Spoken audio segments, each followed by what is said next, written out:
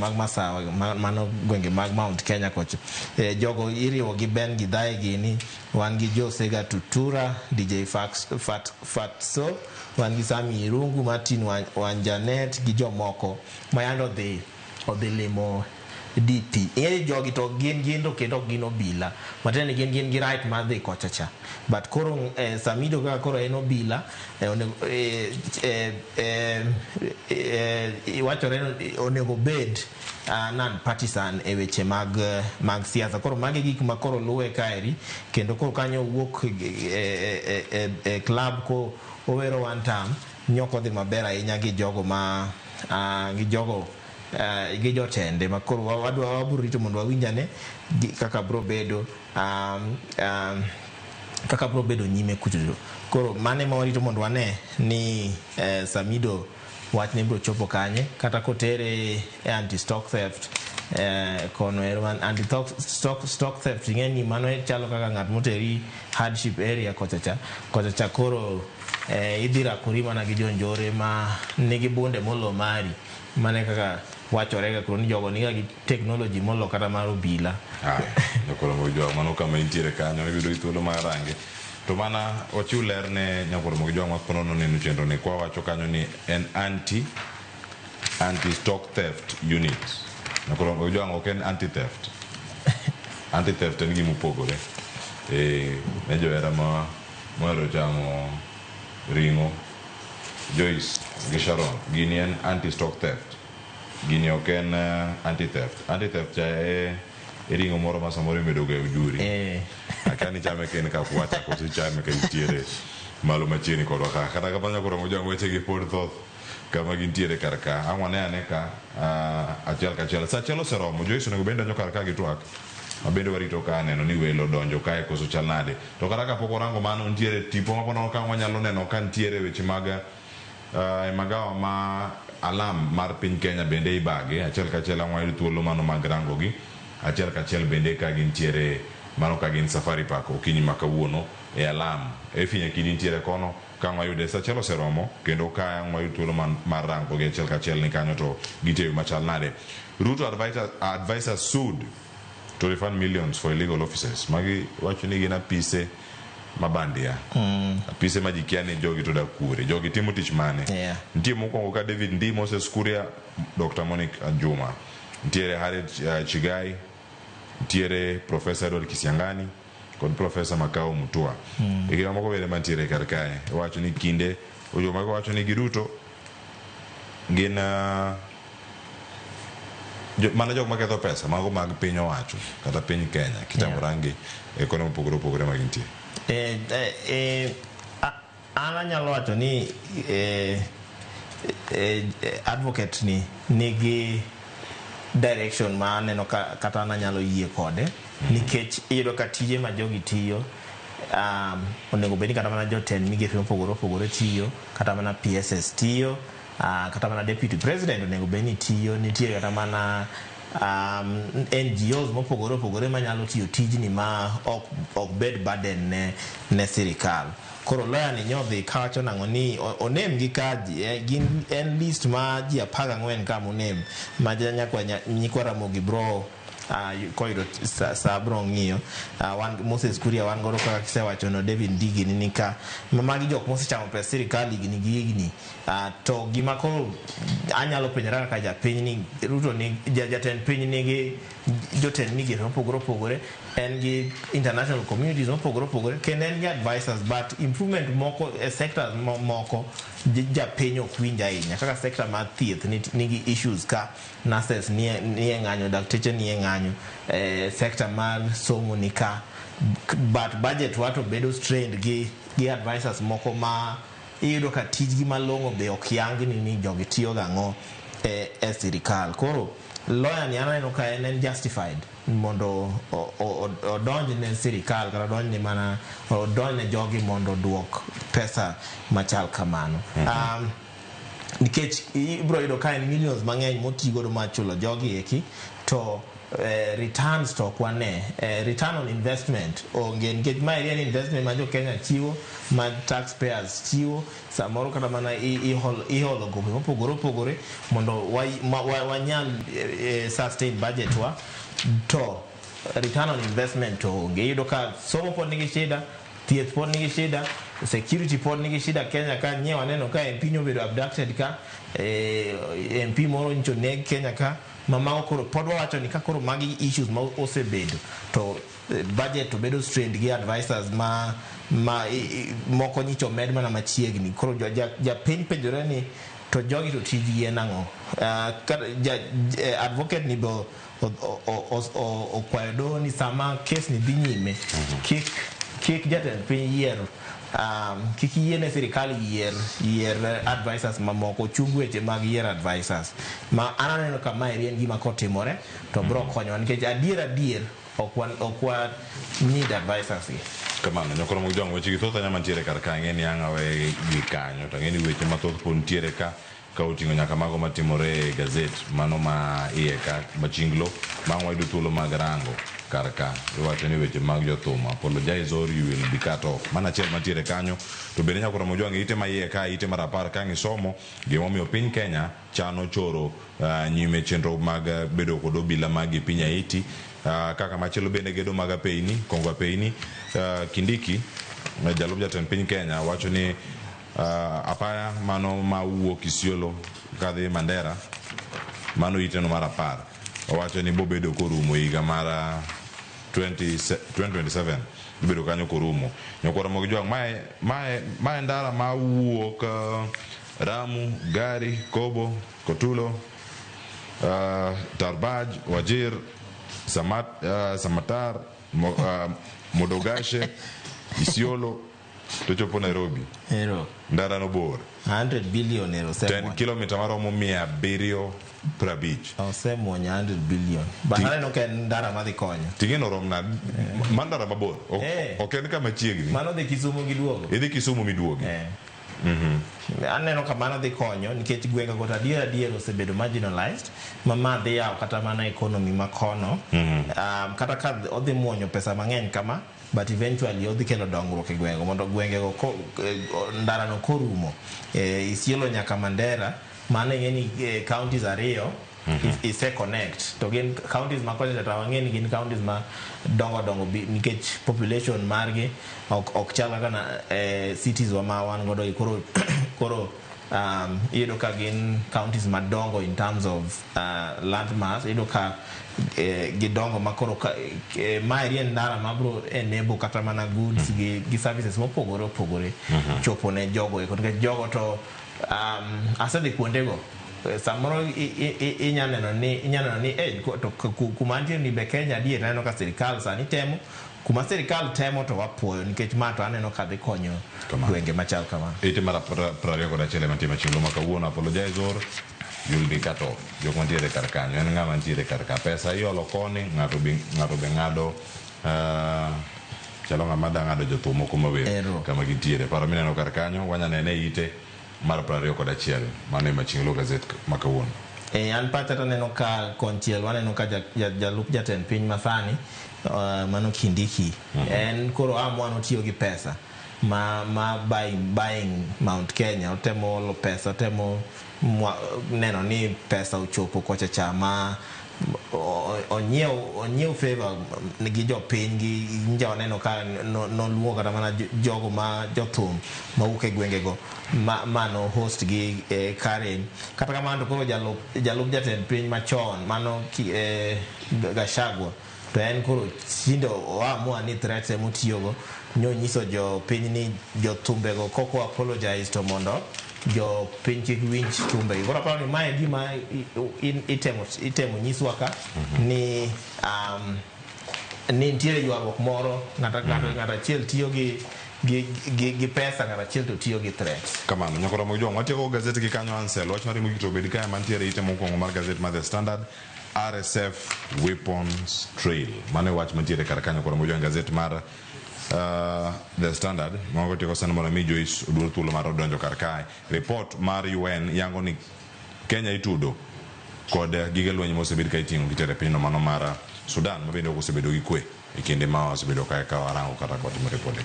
Kenya to ose mako ka gi weche mag Sudan to Kenya kata Sudan Kenya nitiere pinje moko moluwo mani East Africa ka mabe Kenya osetudo kata kamano to nitiere ripode manye wuok Sudan gi UN ka manye wacho ni Kenya nitiere kaka ema jo RSF osebedo ka tiyogo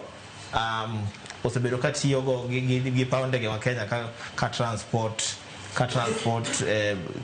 gige lweny opogore yangi kaeri mamoko kuom gin gik moko kaka drones, gin gik moko kaka bonde, gin gik moko kaka miruti opogore to kata kamano to jatend RSF owuon to nitiere iwacho ni obedo hosted Kenya ka sani to en ng'atno ma ichichgo ni nitiere weche mokwake kaka ethnic massacres, mass rape gi weche moko opogore.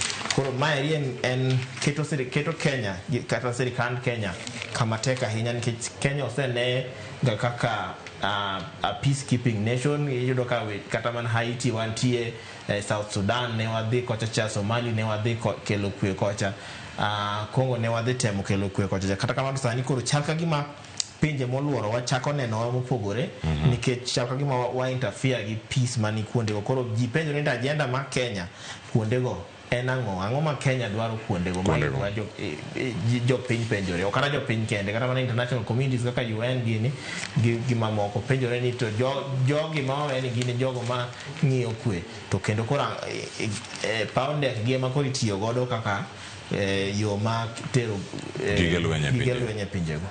Nyakoro mjua kanyo mondo tiyo godo gazete kama na nyal fombo wadwa Ansel oyang kumiri kodo kinyi makawuono na ta yecheno magazete warade chal mar fwambo sadek maro kinyi makawuono ninga kile fasolot yakisumu kanya kwa mkionya katsango riti masane welwet Joyce Oduor okelo ni twak kote record yuak mago mag jotie UHC to kwa chakre bangu yo maka osani tikili mabora.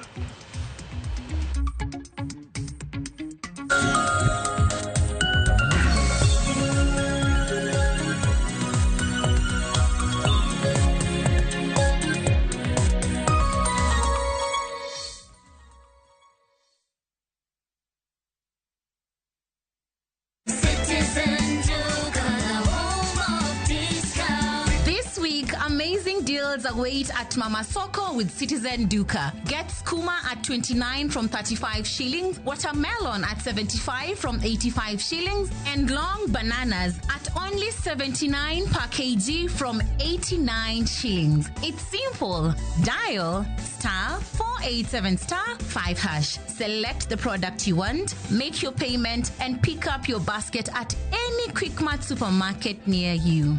Fresh and affordable. Citizen Duka, the home of discounts. Citizen Duka, the home of discounts.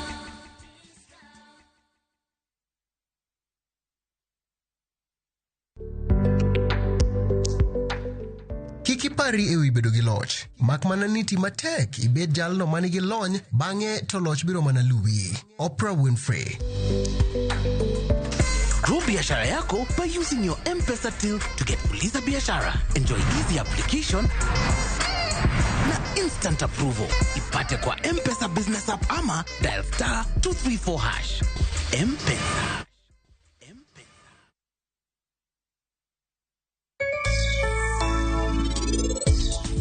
Kapok ibedo gi paro mar pidho muogo, ikuongo ipuro puothino maber kabisa. Timanyo koth muogo. Kodhi wan gi mbegu mopogore. Nitie moro ma ji luongo ni sudhe, to jok moko be luongo ni nyakichaki.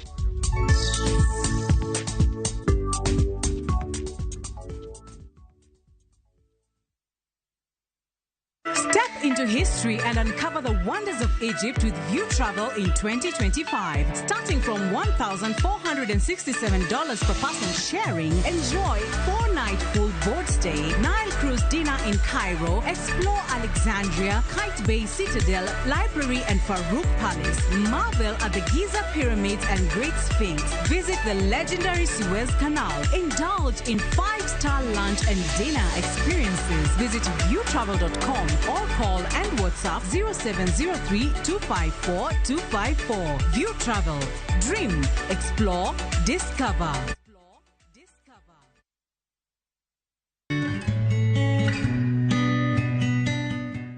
Ngima timore ne ng'ata ng'ata e yo mopogore opogore. Gi lokruok e weche mag keny, weche mag pesa, ngima mar del, tudruok e kind ji kod weche mamoko. Kapo ni in gi paro, ni in gi tuo mar paro, ber manyo kony. Ok rach wuoyo gi ng'ato e wi chandruok moro ma in godo. Wanyiso ni wadeo.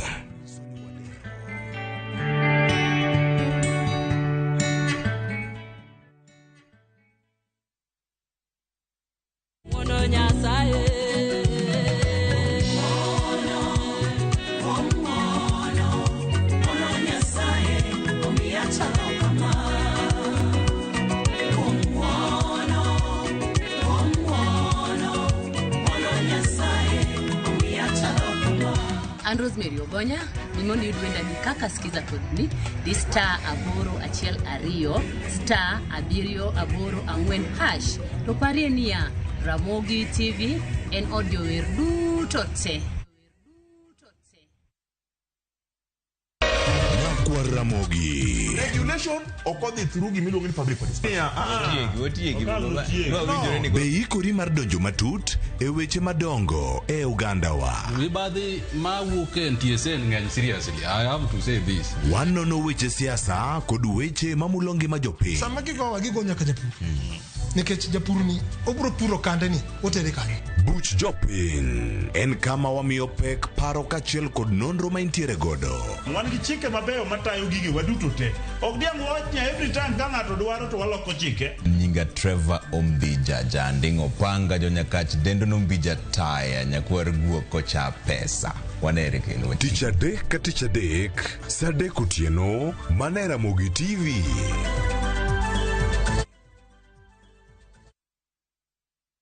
Okinyal wei ma okinyiero. DJ Comeback Selector. Tunapiga. Idwa dhao dong.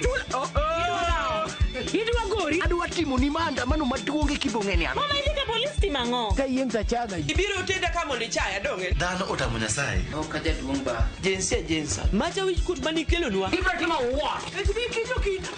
Waluong ne polis. Yes, ayuri.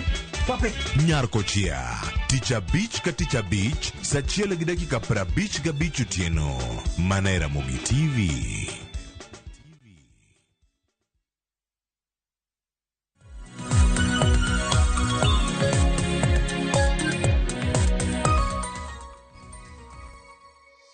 Nyakora Mugajwang dakika en 17 tok sa achiel mar okinyi machiegni e twak maro mokwongo chendo mar Upinyo okinyi makawuono kama bende weche mopogore opogore bro bedo katimore pacho kae kama duong' mogik mwaluonu achiel kachiel en alama ma ibago okinyi makawuono kata odiochieng' makawuono mano e magawa mar Safari Park bore Nairobi kae kama en alam mar 22 mar lemo ne piny Kenya ka thuon wach mano mar alama ma higani en Rise and Rebuild mana kaka inene wang' jui mari kanyo mano ikruok makoni kod kocha sani koro iketo penya mar mondo mi alam makamano chakre ayanga wang'eni jatend piny Kenya William Ruto bro bedo katelo ne iluonge kanyo kod dhongere ni annual prayer breakfast makoro obagi kanyo e magawa mano mar Safari Park bore Nairobi kae jafambo maro e Finyakidi nitiere kono kendo obo bedo ka oluono machiegni gigo matimore kuro to gin ang'o gini ma ibo bed ka imiyo maino ainyenya to dichieng' makawuono ma oket ayanga mar lemo ne piny Kenya kalure kod midhiero makoni kod kocha ma waneno kokwako piny Kenya wang'eni nitiere midhiero e sectors mopogore opogore mano ma yudo kaka jo Kenya wang'eni sector mar somo sector mar thieth kachiel kod sectors mamoko nitiere kod achiedh nade makoni kod kocha kanyaka sani koro lakteche mane ondika mano e higa mar 2020 mar mondo mi okony e rakruok kod tuo mar COVID-19 ma en juma margi mar 6 ka gisebedo ka ging'anyo ka gidwaro ni sirikal ochop dwaro margi mar ndiko gi e tich e yorno maongirore kachiel kod chulo gi omenda magi magaeri mong'ere kanyo kod dhongere ni gratuity kata kamano wakia kamage moko kuom gigo mibo bed ka ilemo mar mondo mi lakteche makamago kabera to sirikal ong'iyane kaka nyalo chopo dwaro margi e yo makare. Kaluwore ni nyaka sani jotuo ema kale midhiero kaluwore ni ute thieth mopogore opogore counties mopogore opogore e pacho kae jotuo ema koro kale matek kaluwore ni ka idhi od thieth kacha to onge laktar ma iromo godo kaluwore ni thothgi gisebedo e boma ma Nairobi kae ka koro giriwore kanyakla gisundo sirikal mar mondo mi ochopa dwaro margi. Okinyi ma kawuono nyakwara Ramogi Ajwang' ywak jotije mago mag UHC e thuon wach marwa e twak mokwongo montiere godo ka antiere kae kod welo ariyo.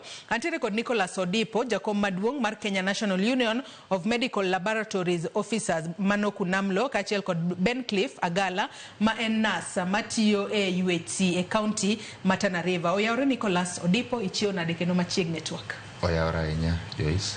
Achio maber mana in. Amba chio makare machiegni twak okinyi ma kawuono. Erokamano. Bencliff, oyawre, ichio nade? Achio maber oyawre. Oyawre machiegni twak okinyi ma kawuono. Erokamano. Nyakwara Ramogi Ajwang' mana kaka ineno magi welo mantiere godo achiel kachiel e studio marwa e county ma Nairobi kae. In bende bed thuolo mar chwalonwa ote, paro, penjo moro amora kokalo e namba mar ote machuok 236000. Facebook ibiro yudowa achiel kachiel Ramogi TV X @Ramogi TV. Ka an bende inyalo tudri koda e Facebook page mara ibiro yuda Joyce Oduor, mbui mara mar X ibiro yuda @JoyceOduor_. Mana kaka ineno e wang' jowi mari kanyo anyisi ni jatend piny Kenya William Ruto ema biro bedo ka telo ne mano annual prayer breakfast ma obagi mane magawa mar Safari Park bore Nairobi. Kamana kaka ineno jatend piny osechopo kanyo manyiso ni nyasi makamano biro bedo ka chakore saa asaya kowuok sani. Kata kamano jochiw thieth mantiere godo e studio kae okinyi ma kawuono aneno ka thuolo marwa nyalo ng'adore kaluwore ni chenro makamano wabo bedo ka wakawe achiel kachiel. Kata kamano kapok wadhi kono achak kodi Nicholas Odipo. Odiochieng' ma kawuono en odiochieng' ma ilemo ne piny Kenya. In kaka jal manitiere sekta mar thieth kwayo mari nyalo bedo nang'o kaluwore ni ma en juma mar 6 koro musebedo ka ung'anyo untiere ndara kacha usundo sirikal nitiere chieng' manunindo nyaka oko ka kuru dwaro ni sirikal ochop dwaro mar. Erokamano. Oyawre Nyakwara Ramogi. An kaka jakom maduong' mar Kenya National Union of Medical Laboratory Officers. Kwayowa en ni mondo jowa matiyo e program mar UHC mondo yud orak mongirore. Lemo ber. To kata king'iyo muma, to muma wacho ni yie maonge tim chal ka gima it is faith without action. Kaka kanyalo kete maber gi dholuo. Koro wakwayo ni kawuono ka ilemo ne piny Kenya. To kapok walemo kaka wajo Kenya, onego bed ni wadhi wafulre mbele Nyasaye kuom gigo duto mwasebedo kwatimo maricho mondo Nyasaye owenwa. Nikech ok inyal dhi ka Nyasaye ka igak. Mane omiyo ineno ka samoro kata nakwalemo to lembwa gieki ok nyal chopo kuro nikech nitie gik ma wasetimo, injustices ma wasetimo e Kenya ka modhuro. Koro seche lemo ber to kwadoge uru chien mondo wakwaye uru Nyasaye ng'wono. Kata rise and build nonego bed ni waginene ni en repentance ka en kipacha mondo Nyasaye owenwa gigo duto te mwasebedo kwatimo maricho wachak wuoth manyien e mbele Nyasaye.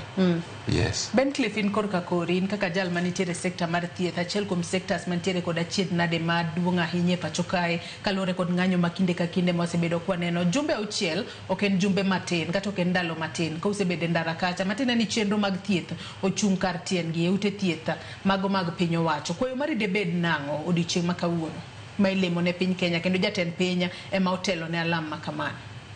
Erokamano koka nyawado ma jakom osewacho. Ber ka ji olemo to lemo gadieri. Kendo gimiwacho onego wach ka ji ni gadieri. Manyiso ni sani koka jatend piny osechung' ni otelo ne lemo ne onego bed ni okete gik mosawacho e tim mondo mi jok ma chandore nikech mi Kaisar gima mare. Yes. Jo mayo UHC masani osebedo strike mar jumbe 6 giri osebedo mang'eny moyongo jumbe 6 nikech nochako February onego bed ni sani ong'eyo ni jogiri gin joma betiyo to onego bed ni ginwang'o gigegi magisebedo ka gitiyo negi, nikech ng'enygi ok nyal nwang'o gik ma gigombo mondo mi gibed godo e ngimagi ka gisetok chiwo tich mane gisomo. Koro mano e kwayo mondo kwa jatend piny ni koyie to yie ochope singo ma gin wuono magiketo piny gindiko mondo mi ochop e yo makare mondo joywech sigiri odog piny odhi othiedhe jotuo machandre dala. To kiwacho singo kapod antiere kuomi Ben Cliff, wang'eyo ni nondiku e tich mane higa mar 2020 kinde ma piny Kenya ne rakore kod midhusi makoch mano mar coronavirus, kendo wang'eyo ni kindeno jochiw thieth mane ntiere ong'ala manyime mano mar neno ne ukonyo jopiny e geng'o landruok mar tuono kaachiel kod konyo jogo manyalo bedo ni tuono nosemako. Kata kamano e kinde mane undiko tich, ne en winjruok mane uketo e kogu ma nyaka sani koro wacho ni higni 5 sirikal pod odagi chopo singo makamano? E higa mar 2020 kanondik ji e tich, ne ji winjore ni tok higni 3 ne dhi miji orak mongirore. Ma mano e contract mane ji osain. To sama ji ne keto kogi e oragni eri, ne orak mano biro sama ne rach mane Kenya ne dwaro jok mane nyalo dhawo. Sama ne odwa dhawo ni nwakawo tijni ka nong'eyo maber niya sani iri gik mang'eny nyalo bedo kethore. Koro nwadhi mondo nwadhi kony jowa mane nitie kamarach sana. Koro sama nwatiyo wasebedo kwatiyo wadhi kamaniri ne nitie gik manok wayudo machalo ka allowances magwa. Jowa mondik mongirore inwanga chamo pesa ma 50,000 moingo joma nondigi gi ywech sigi, nikech nwakawo tijni ka nwang'eyo ni machatija nono nwadhi ka gima dhi konyo. To toke no ero ne giso ni gidhi ndikowa e ndiko mongirore. Toke no ero weche chako wuok mar national government, sirikal maduong' gi sirikal mapiny ne onge winjruok. Public Service Commission ondiko koni eri nonego bed ni jogi eri ikete ndiko mongirore, lakini kiduogo koni te ywa koni gi ywa koni. Kano gik mbele kanyo nochako yie mondo mino extend contract kano ong'eyo maber ni gidhi wuoyo e kind national government, county government and PSC mondo mi waduogi wati koka jowete watiyo mondo wanwang'e ohala matijwa. But arindal no nyaka kawuono pod onge ng'at mosabedo piny mowacho weche gieri. To kendo kwa luwo maber non ka senators matiyo to kod MPs gi governors ochung' kodwa ka giwacho maber ni jogi nobiro samarach kendo ne giketo ngima. Ndalo go nitie jowa motho e iye kanyo eri non ka nyaka sani wan gi jowa 45 mosalalo ngimagi. Ginwang'o aheri margi nikech nokondegi ndiko mongirore. Jogi eri salary msachgi gichamo 1/3 mar pesa ma joma ndik mongirore chamo. Ok wang'eyo ni jogi magiweyo chien nyithindgi magiweyo nikech gin gi nyithindo gin gi minegi giwe machalo nade to nyithindo gi chopo kanye. Koro wan kama wantie ni ng'anyo maro ni eri pod wang'eyo ni pod dhi mbele. Kendo dhi mbele ni eri gima biro golowa iye ka en kuponu sechop kodwa gima wadwaro ma en omiwa barupe mar ndiko mongirore to kendo komiwa pesawa mar gratuity. Kadwa ketwa ka odipo bende nyaka sani busetema ne bende lalruok makare kata osechako neno kalure un kaachiel kod sirikal winjo kanyo ka Ben Cliff wacho ni winjo beni en obedo twak e kind sirikal mamalo, Public Service Commission kaachiel kod mano governors. Bende wanyalo wacho ni lalruok moro makare osetemo bedo mar mondo miyo ne dwaro magu duto okete time yo makare. Erokamano. Lalruok osebedo. To kosebedo lalruok achiel, waselalore gi jogi eki e kinde moniang'. Kochakore higa mar 2023 mane contract makwongo ne rumo. E sa lalruok no ero nwawinjore ni idhi medgi contract mar higa achiel mano onego bed ni rumo dwe mar 4 higa mokalo, kasto imiyogi orak mongirore. Kane gik dwe mar 1 higa mar 2024 to sirikal nochako lokore, mang'iso ni winjruok man wabedo godo ne gitimo ka gima giwito oko ka giwacho ni gionge pesa, gidwa ni gichak gimed jogi jo USC gieki orak machielo. Mano ok e winjruok mane wawinjore kodgi. An aparo ni ka ji osebedo piny mobedo kaka joma dongo to gi joma odhi sikul ubedo muwinjoru mundikoru ni ma e kaka wadhi timo. Makata na kaka commission mar Public Service Commission bende odhi obedo piny mogolo advisory owacho na pana jogi med gi buru mana achiel to e wi gachiel kani onego bed ni manyo pesa mudhi keto gi godo orak mongirore. Yeah? Ma en gima nosendiki mo keto piny mowacho ni ma e gima idhi tim. To gidhi gilokore.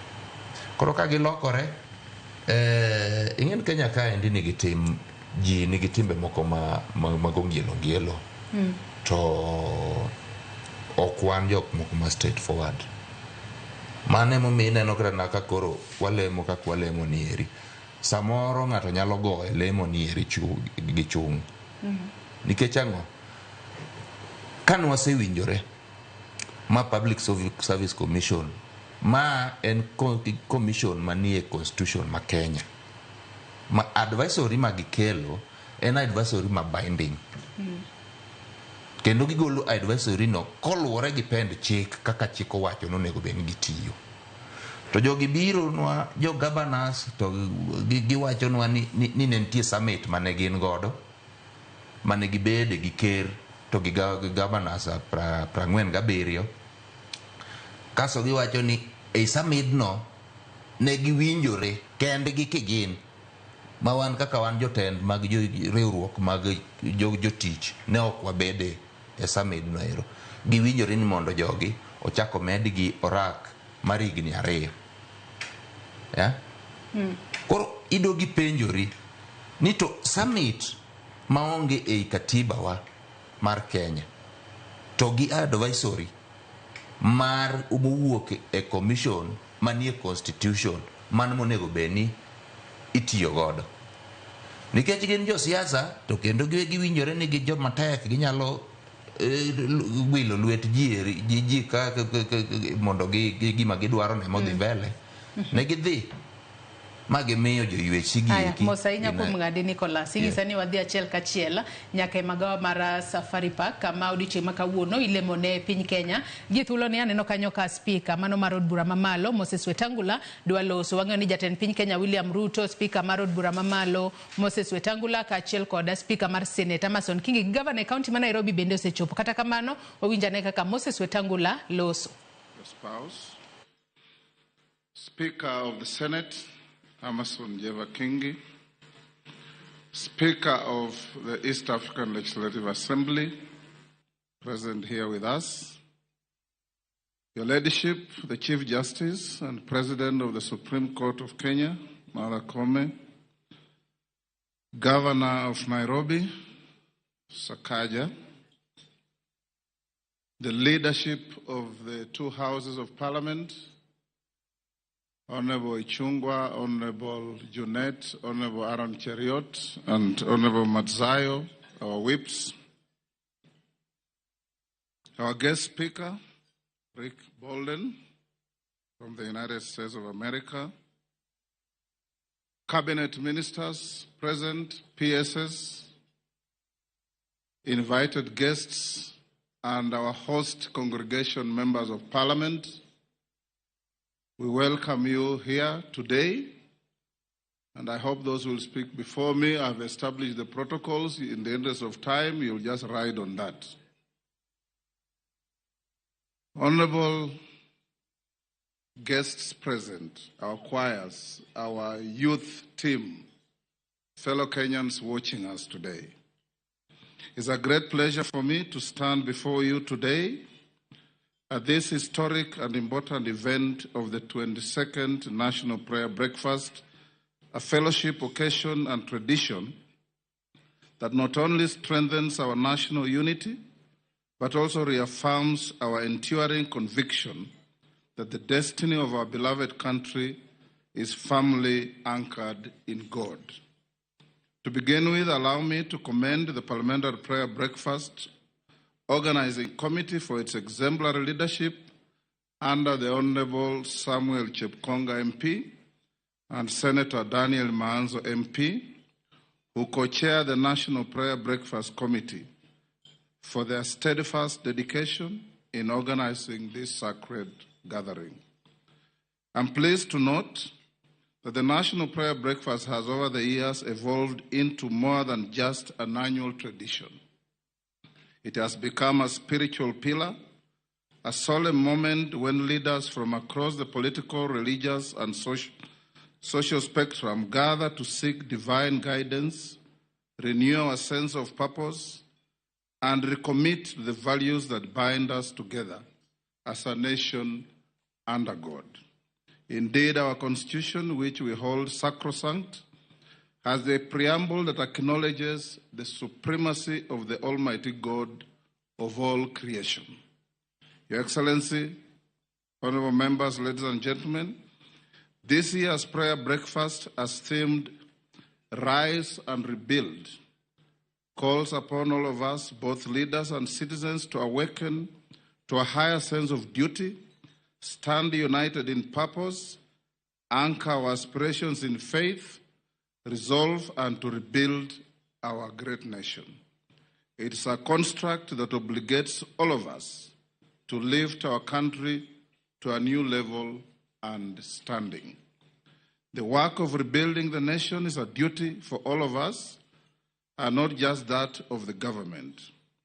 We must look at ourselves and see our true condition to deal effectively with our situation, for within every reflection lies the essence of what we can transform.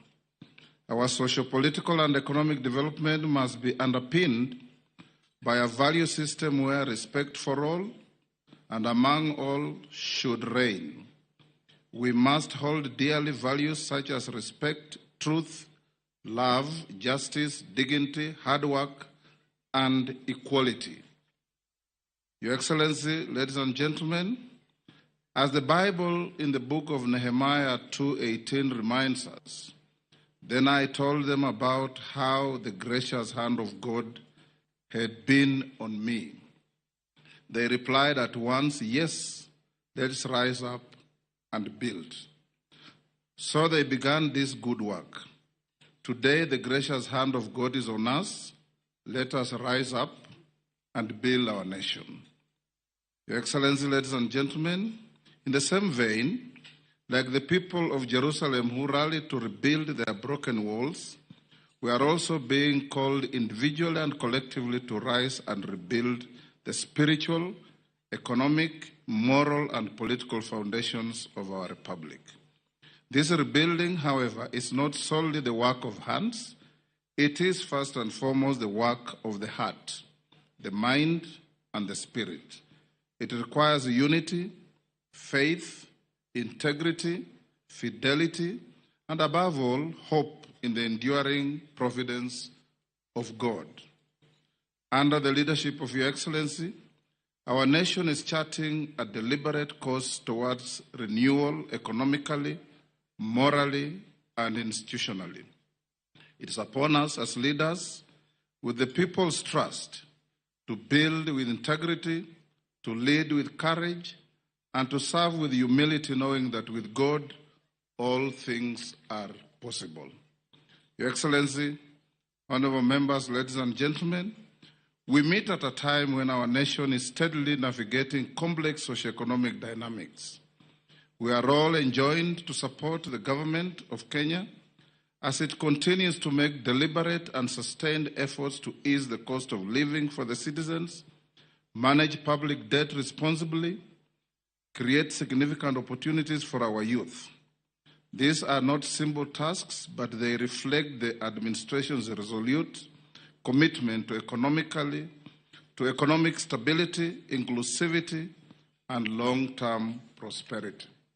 Your Excellency, ladies and gentlemen, Parliament remains steadfast in supporting a comprehensive economic transformation agenda, one anchored in prudent fiscal management, job creation, spiritual reform, and the protection and care of our most vulnerable citizens, among others. After all, our nation is judged by how the most vulnerable in society are faring on, and we must work to ameliorate their conditions. Your Excellency, ladies and gentlemen, in the recent past, our nation has undergone many challenges. It is when we are faced with these challenges that we must remember that they are all products of human folly, and the solutions lie with ourselves. People are the source of evil, and people are the solution to the same. Your Excellency, ladies and gentlemen, the book that I read many years back, The Gulag Archipelago, written in 1918 by Alexander Solzhenitsyn from Russia, he says, and I quote, "The line separating and dividing good and evil passes not through states, nor between classes, nor between political parties either, but right through every human heart. This line shifts. Inside us, it oscillates with years. And even within hearts overwhelmed by evil, one small bridgehead is always retained. And I pray that that small bridgehead retained be you and I, to rise and build our country. Let this prayer gathering be also a testimony that in the face of adversity, we choose to work together, not apart. We choose to leap into hope, not in despair.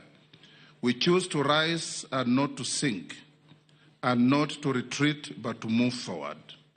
May we, in our reflection, find unlimited source of inspiration, a fuel of faith and hope. Your Excellency, ladies and gentlemen, to the clergy and spiritual leaders across this country, I urge you to remain the beacons of peace and reconciliation. Preach forgiveness, promote unity, and proclaim hope for our country. The voice of the people is the voice of God and must always echo the following words of Jesus Christ. Blessed are the peacemakers, for they shall be called the children of God. In the same light, I'm reminded of the words of the late Pope Francis, where he gave an analogy for understanding how the church should approach its mission. He likened the church to a field hospital after battle where the wounded and suffering come to for compassion and healing rather than legalism. Your Excellency, ladies and gentlemen, this prayer breakfast is not just an important gathering, it's a clarion call to rise above self-interest, to rebuild our nation with the stones of love and integrity, and to re-anchor our leadership in godly service. Let us live here not only with hopeful hearts, but also with determined minds and willing hands. To our President, you have been receiving unkind references from some of our compatriots. Take protection in the teaching of the Holy Book. In the book of Isaiah 54:17, and I quote, "No weapon formed against you will prosper." God never said that weapons would not be formed. Rather, he said that the weapons as formed will not prosper. They'll always be formed, they will not prosper. This book of Isaiah further teaches us that great leaders never lose sight of the big picture. We encourage you, Your Excellency, to remain such a great leader with a focus on the big picture for our country. Ladies and gentlemen, as I conclude, I would like to express my heartfelt appreciation once more to the organizers of this year's National Prayer Breakfast for creating this sacred space for introspection and renewal.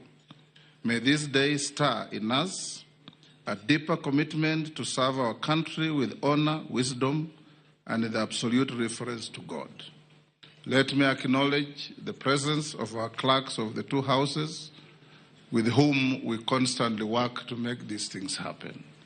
As I conclude, I urge Kenyans, all of us here assembled, not to suffer from unhelpful amnesia. And I give you a small joke of a man who was unwell, walks to a doctor and tells the doctor, "Doctor, I have a very serious problem." The doctor asks him, "What is this problem?" He says, "Every time I think of something or do something, within a very short time, I can't remember it." The doctor asked him, "Exactly when did this problem start?" He said, "Which problem?" Thank you, and may God bless you.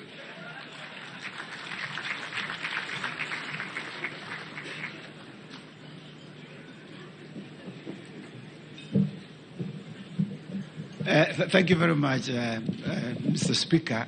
You know, that laughter is not sufficient. It did not amount to appreciating him. Please, could you kindly appreciate the Right Reverend Moses Wetankula? You know, I had said early in the beginning that I'd introduce him as Right Reverend. But now when he spoke, he quoted very many verses. And I just asked him, I was just looking at Bolden, I was asking myself, are you going now to compete with him? Because he appears to have preached. So I want to thank you very much, Mr. Speaker, for the welcome remarks. Just to let you know that yesterday in the morning, we had the women convocation in which all the women of Kenya, not all the women of Kenya, all the women representative of Kenya were here yesterday praying. And would like to thank Prophet Esi Enigma from Nigeria, who was the chief guest, and she is there. And could we kindly give a round of applause? Thank you very much for coming, and thank you for speaking to us yesterday. We truly are very grateful that you had time to join us. Now we want to transition to prayer for Kenya, and I'd like to request our former chair, Captain Wambugu, Captain Clement Wambugu, who was my chair for the Bunge Fellowship and the National Prayer Breakfast during the 11th Parliament. He is a captain not of the army, but he is a pilot. So when you see him here, you know that he used to fly closer to God. Please come.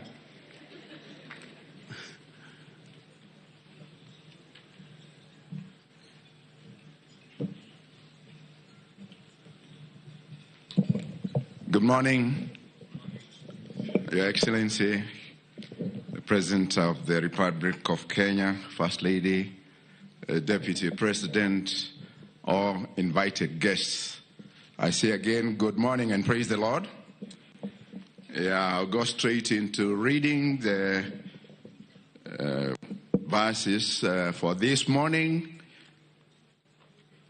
starting off with a reading from the book of Timothy in the New Testament, which was written in the 1st century AD, 1 Timothy 2, 1-9.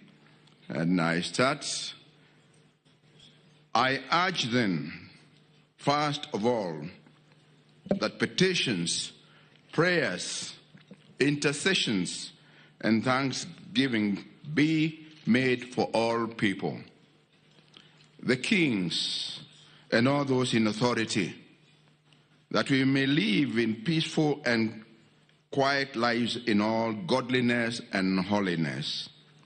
This is good and pleases God our Savior, who wants all people to be saved and come to a knowledge of the truth. I continue to give a small summary of the book of Daniel, chapter 9,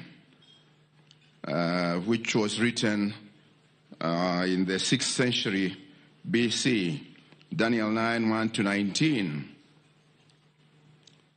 In the first year of Darius, son of Xerxes, who was made ruler of Babylonian kingdom, in the year of his reign, I, Daniel, turned to the Lord God and pleaded with him in prayer and petition, in fasting and in sackcloth and ashes. I prayed to the Lord my God and confessed, Lord, the great and awesome God, who keeps his covenant of love with those who love him and keep his commandments. We have sinned and done wrong. We have been wicked and have rebelled. We have turned away from your commands and laws. Lord, you are righteous, but this day we are covered with shame, both near and far, in all the countries where you have scattered us because of our unfaithfulness to you. We and our kings, our princes, and our ancestors are covered with shame, Lord, because we have sinned against you. The Lord our God is merciful and forgiving, even though we have rebelled against him. We have not obeyed the Lord our God or kept the laws he gave us. Lord, in keeping with all your righteous acts, turn away your anger and your wrath. Hear our prayers and petitions. For your sake, Lord, look with favor on your desolate sanctuary. Give ear, our God, and hear. We do not make requests of you because we are righteous, but because of your great mercy. Lord, listen.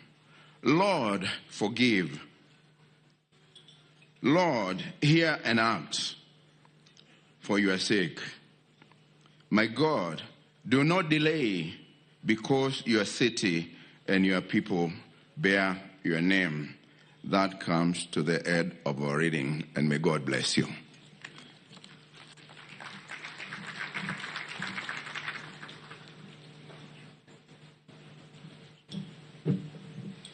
Thank you, the Honorable Captain Wabugo. Let me take this opportunity to call Professor Oleronke. Every year, Your Excellencies, we mentor children from all counties through our speakers in the 47 counties of Kenya. They come here as a symbol of the future, and that they can also copy us and be role modeled to serve God, and in future to give the country of Kenya to the Lord in a day like this. Later on, these wonderful children will be prayed for by the Honorable Beatrice Chemgeno Kemei. Welcome.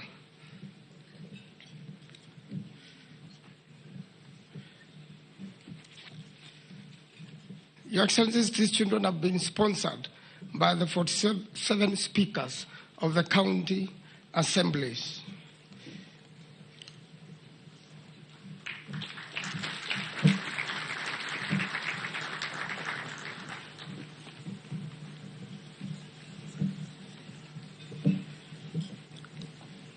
Wonderful children of God.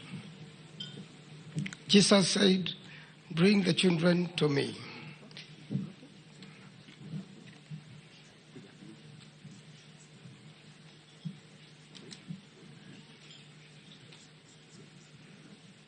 I have seen Makueni, my county, welcome. I've also seen Kwale.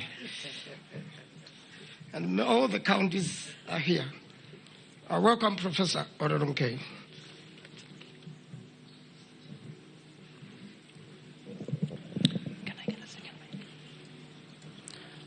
Your Excellency, in May 2017, when we were celebrating our 15th annual National Prayer Breakfast, we brought a group of 47 10-year-olds. They sang the national anthem, and they were commissioned by your predecessor as ambassadors to the future on peace and unity for Kenya. And the charge, Your Excellency, was very clear that they were to come back to this podium 50 years later, when they are all 60 years old, sing the national anthem and give a scorecard of how the country has done with regard to national unity. Today, Your Excellency, those 10-year-olds are now 18 years old. And a small group of them are here to represent that journey. And I'd like to ask the two to come forward here who are representing.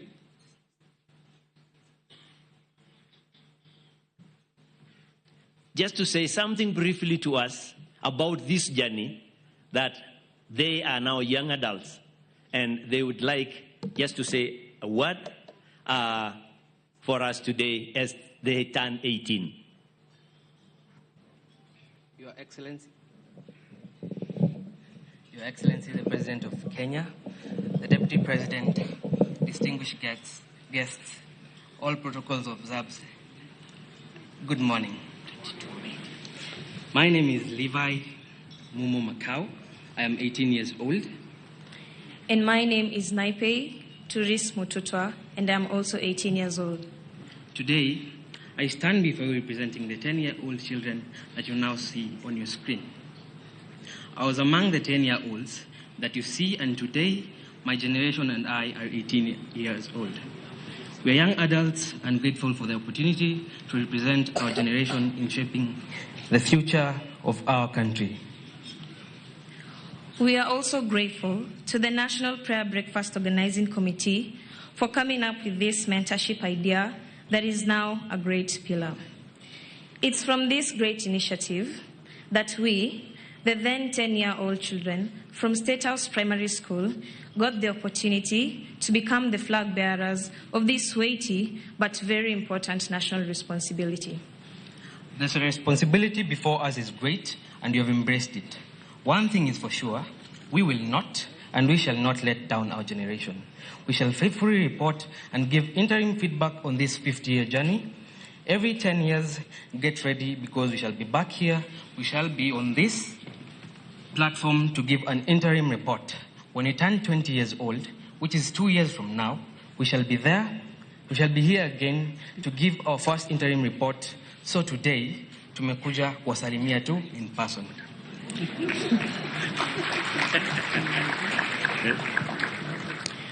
Because this is our future, we promise to give the country an honest interim feedback every 10 years on the status of peace and national unity.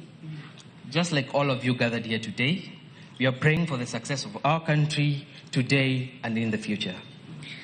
Allow me to say the following without fear, that with the kind of mentorship that the National Prayer Breakfast Organizing Committee has been doing, we will undoubtedly be an active generation that is not only eligible to vote, but also keenly interested in carving a productive future for our country.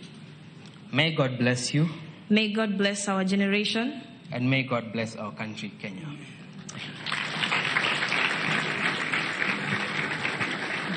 Step on the side. We will now get a short prayer from one of our current 10-year-olds.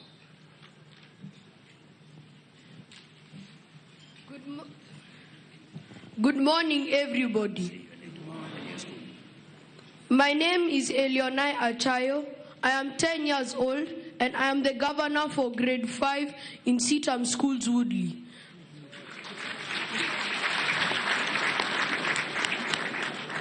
But without further ado, let us bow our heads for the word of prayer.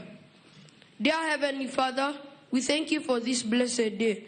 Father, I pray for the children of Kenya. May you help them to obey as Exodus says, honor your father and mother. Please, oh Lord, may you help them obey.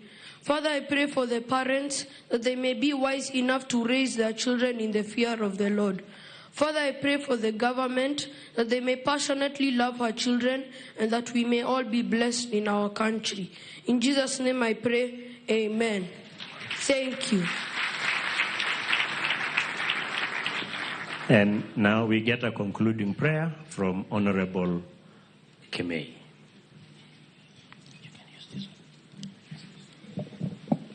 Okay, thank you very much, Your Excellency, the President of the Republic of Kenya, Dr. William Samoei Ruto, together with the First Lady, and Rachel Ruto, the Deputy President, together with your spouse and all the leaders present. I want us to thank God for our children and even for the 10 years and above. And Psalms 127, 3-5 says, "Behold, children are a heritage from the Lord, the fruit of the womb, a reward. Like arrows in the hand of a warrior, so are the children of one's youth. Happy is the man who has his quiver full of them. They shall not be ashamed, but shall speak with their enemies in the gate." Let's pray. Mighty and everlasting Father, the God of heaven and earth, in Jesus' name, we want to thank you in a very special way this morning for our children, Jehovah God. The children who are represented here, Jehovah God, representing the 11.617 King of Glory of the children of Kenya, which is 22.2%. Dear Lord, in the name of Jesus, the 47 counties are represented here. My Father, my Lord, boys and girls are represented here. The 10 years to 18 years. King of Glory, these are the preteens and the teens, the children who are in the stage of adolescent. Father, we thank you. Even those who are commissioned to the future as ambassadors in 2017, and today they are here before us, King of Glory, with a testimony that Jehovah God, you are able to do. That, dear Lord, you are a God who keeps promises. And King of Glory, you are a God who is full of mercy and grace. Thank you for these children, my Father. Thank you for this bracket, O God of glory. They are a blessing and a source of strength even to us in this country. King of Glory, in the name of Jesus, we present them before you, Jehovah God, the children of this great country, Kenya. We pray, my Father, in the name of Jesus, that you will protect them from all evil, Jehovah God. That, King of Glory, you will be their Lord and you will be their God. That they will reverence you in everything, my Jehovah. King of Glory, this morning, we pray that they will face the future because of you, O God. We sing and say, because you live, we can face tomorrow. These children will face tomorrow, knowing that you are their Lord. Jehovah, King of Glory, we pray that you provide for them. You are Jehovah Jireh, the Lord who provides. My Father, provide peace, provide material support, provide, Jehovah God, social encouragement. King of Glory, today we pray that these children, my Father, shall not conform to the standards of this world, but may be renewed, O God, and transformed. That, Jehovah God, the social evil that are very much prevalent in the society shall not touch any of them, O King of Glory. We pray, my Father, this morning that even those who are going through this process, my God, they will reverence you. And Jehovah God, any form of evil that is prevailing in the society shall not touch our children. Once more, Jehovah God, may they not be violated, O King of Glory, in the name of Jesus Christ. I pray for their parents, that Jehovah God, you will provide for them. Some of our children are orphaned, and I pray this morning that they will get parents even among us, O King of Glory. Some of them come from vulnerable families, but because you are our Lord, you love everybody. Help us as a country, Jehovah God. Help the President and his administration to be able to provide for them, O God, through all the means, my Father. Jehovah God, may these children be used as your instruments of peace. They be used as instruments of love. May the fruit of the Holy Spirit live in them, Jehovah God. May they have peace, may they have joy, may they have kindness, may they have goodness, and may they have self-control, among other fruit of the Holy Spirit. Jehovah God, in the name of Jesus, may they also get destiny helpers, destiny shapers, O King of Glory, that their future is assured, their future is renewed. Bless them and protect them as they go out and as they come in. as they cross roads, Jehovah God, as they fly even in this country and outside. We bless them even to the countries outside, oh God. We pray for their education. We pray for their training. We pray, Jehovah God, that we shall have more opportunities for them in Kenya and even beyond. We thank you, my Father, this morning. We bless you because of our children. And Jehovah God, we want to decree and declare this morning that our children are blessed and kept of you, that King of glory, the Lord will make his face shine upon our children, that Jehovah God, that the Lord will lift his countenance, O God, upon our children, and the peace of Christ shall be upon them. Thank you, Jehovah, because you are all that we need. In Jesus' name we pray, believing and trusting. Amen.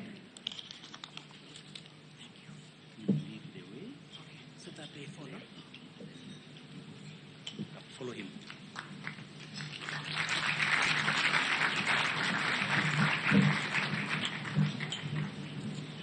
Thank you very much, Professor Loronge and Honorable Kemei.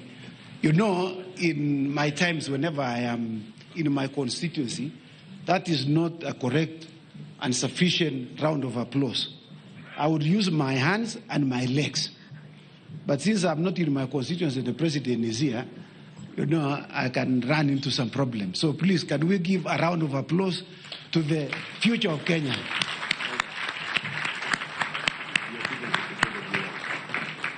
You know, as we see them, we can see that Kenya has hope, that we have hope. I'd like to transition from there to call upon our very own Honorable Joshua Mwalio. And in the interest of time, I'd like to request two other people to come on stage, the Honorable Beatrice Alaji and Mr. David Katende. Please kindly join me on stage. And I'm sure, Your Excellency, you must be wondering why you are not being served breakfast. You know, the Apostle Paul writes to us in Romans chapter 14, verse 7. The Bible says, the kingdom of God is not a matter of eating and drinking, but it's a matter of righteousness, joy, and peace. But from me, Mr. Your Excellency, we just hold on. You know, we are also trying to see whether every one of you is patient. So one of the attributes of the Bible is patience. So when we finish with this, we will serve the breakfast. Karibu.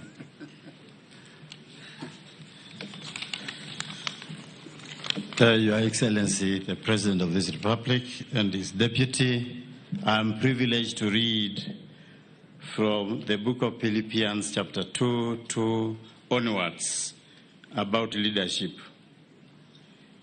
In your relationship with one another, have the same mindset as Christ Jesus, who being in very nature of God, did not consider equality with God something to be used to his own advantage. Rather, he made himself nothing by taking the very nature of a servant, being made in the human likeness, and being found in appearance as a man, he humbled himself by becoming obedient to death, even the death on the cross. Therefore, God exalted him to the highest place and gave him the name that is above every name, that at the name of Jesus every knee should bow in heaven and on earth and under the earth, and every tongue acknowledge that Jesus Christ is Lord, to the glory of God the Father. Therefore, my dear friends, as you have always obeyed, not only in my presence, but now much more in my absence, continue to work out your salvation with fear and trembling, for it is God who works in you to will and to act in order to fulfill his good purpose. Do everything without grumbling or arguing, so that you may become blameless and pure, Christ's children of God, without fault in a warpen and a crooked generation. Then you will shine among them like stars in the sky as you hold firmly to the word of life. God bless his word. Amen. A round of applause for Honorable Mwalio. Honorable Mwalio, incidentally, is our chief whip during the Wednesday prayer breakfast for members of parliament who congregate together to come and pray for parliament and to pray for this country. Now, we, as you have seen in your program, we have a prayer for confession by the Honorable Beatrice Elach. And I'm sure you're wondering, what is this prayer for confession? You know, there are many times that we do things that may not be right. But it's important that we must confess our sins to God so that he can forgive us. And I was reading somewhere, and I came across this gentleman by the name John Newton. John Newton is the famous author of Amazing Grace. And in his old age, he said, I don't remember very many things, but he remembers this. He said, I am the greatest sinner, but Christ is the greatest Savior. So you may be here this morning and wondering, who is the greatest sinner?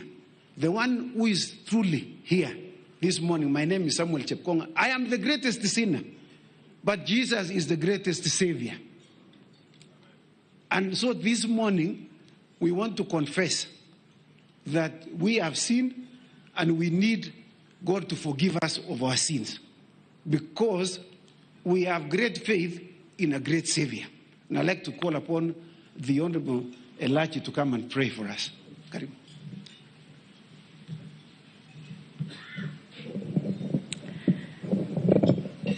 Your Excellency, the President of the Republic of Kenya, Dr.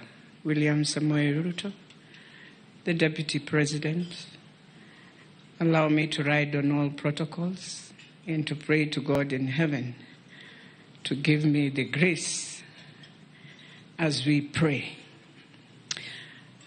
Our Father in heaven, we come to you this morning as leaders of this country, Father, that indeed we are short in your glory, Father. We have done what we have done in our country, Kenya. Father, that is not right. That you've given us 3 arms of government, Father. And for us in the legislative arm, you've given us the power, Father, to ensure we have good laws. Laws that can guide this country, Father. Laws that should bring transformation to our people, Father. Laws that are supposed to give us order. But Lord, today we pray for forgiveness. We have compromised ourselves, Father. We've been enabled to stand with courage, Father. We have left our country, our young people, in helplessness, in gambling, in pornography. Father, and it is us to change the laws. Father, we've left our roads to have carnages that kill. Father, we pray for forgiveness. Father, we have corrupted ourselves. We have become a lust of materialistic. We have forgotten you're the giver of all wealth in this world. And Father, we confess. We confess as leaders that you gave us a privilege and we took it as a right. We decided to rule without thinking you are a God in heaven. The people are your people, that indeed we shall serve them according to the will of God. We changed the laws. We compromised our gates, our airports, our waters, our boundaries. We have loved money beyond it, Father, that we can sail our nation at any given time. We became parents that were unable. We felt it was good for our children to be who they are. Today they have rebelled. We are now crying as parents, Father, forgive us. That indeed the Bible says, as parents, we shall have to discipline our children for them to have the glory of God, for them to have order to take over. Today, Father, we stand in the gap for our children, Father. We stand in the gap for our education, Father. We stand in the gap, Father, for our infrastructure in this country, that we have become a country of tenders, but we don't do the right thing, Father. That in every year we repeat maintenance, we misuse our own resources, and then we lament, Father, forgive us. That today we might change. In every office, we are the bearers, Father, for those who implement in the executive, how we pray for them, Father, that they will stop sabotaging the president, that they will do what is rightful, Father, that you can do what is rightful by ensuring you are in an office, not just the seat, but yourself, not just that you have taken a leave so that that thing will not work because there's nothing in it for you. How we refuse that spirit of questioning what is in it for me to do for Kenya. Father, forgive us.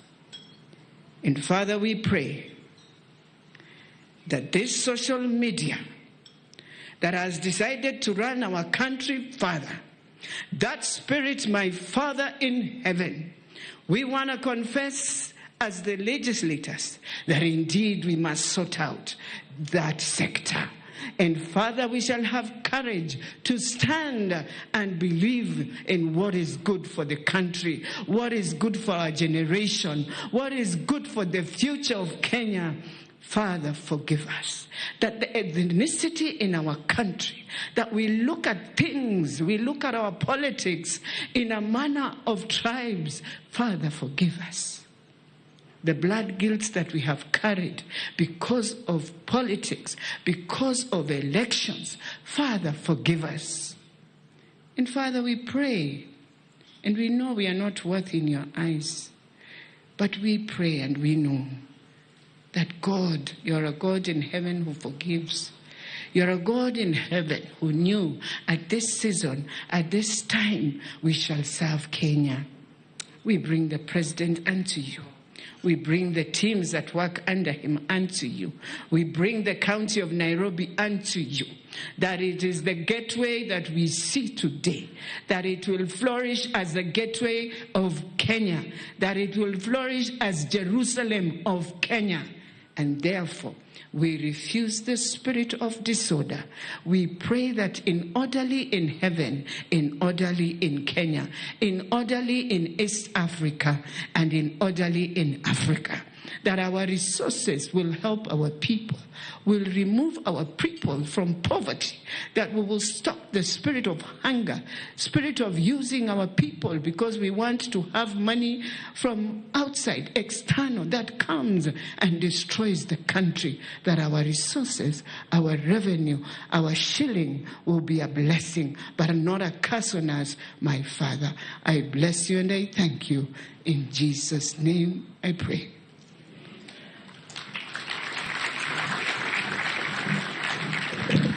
Thank you very much, Honorable Beatrice Elagis. She is the Member of Parliament for Dagoretti North.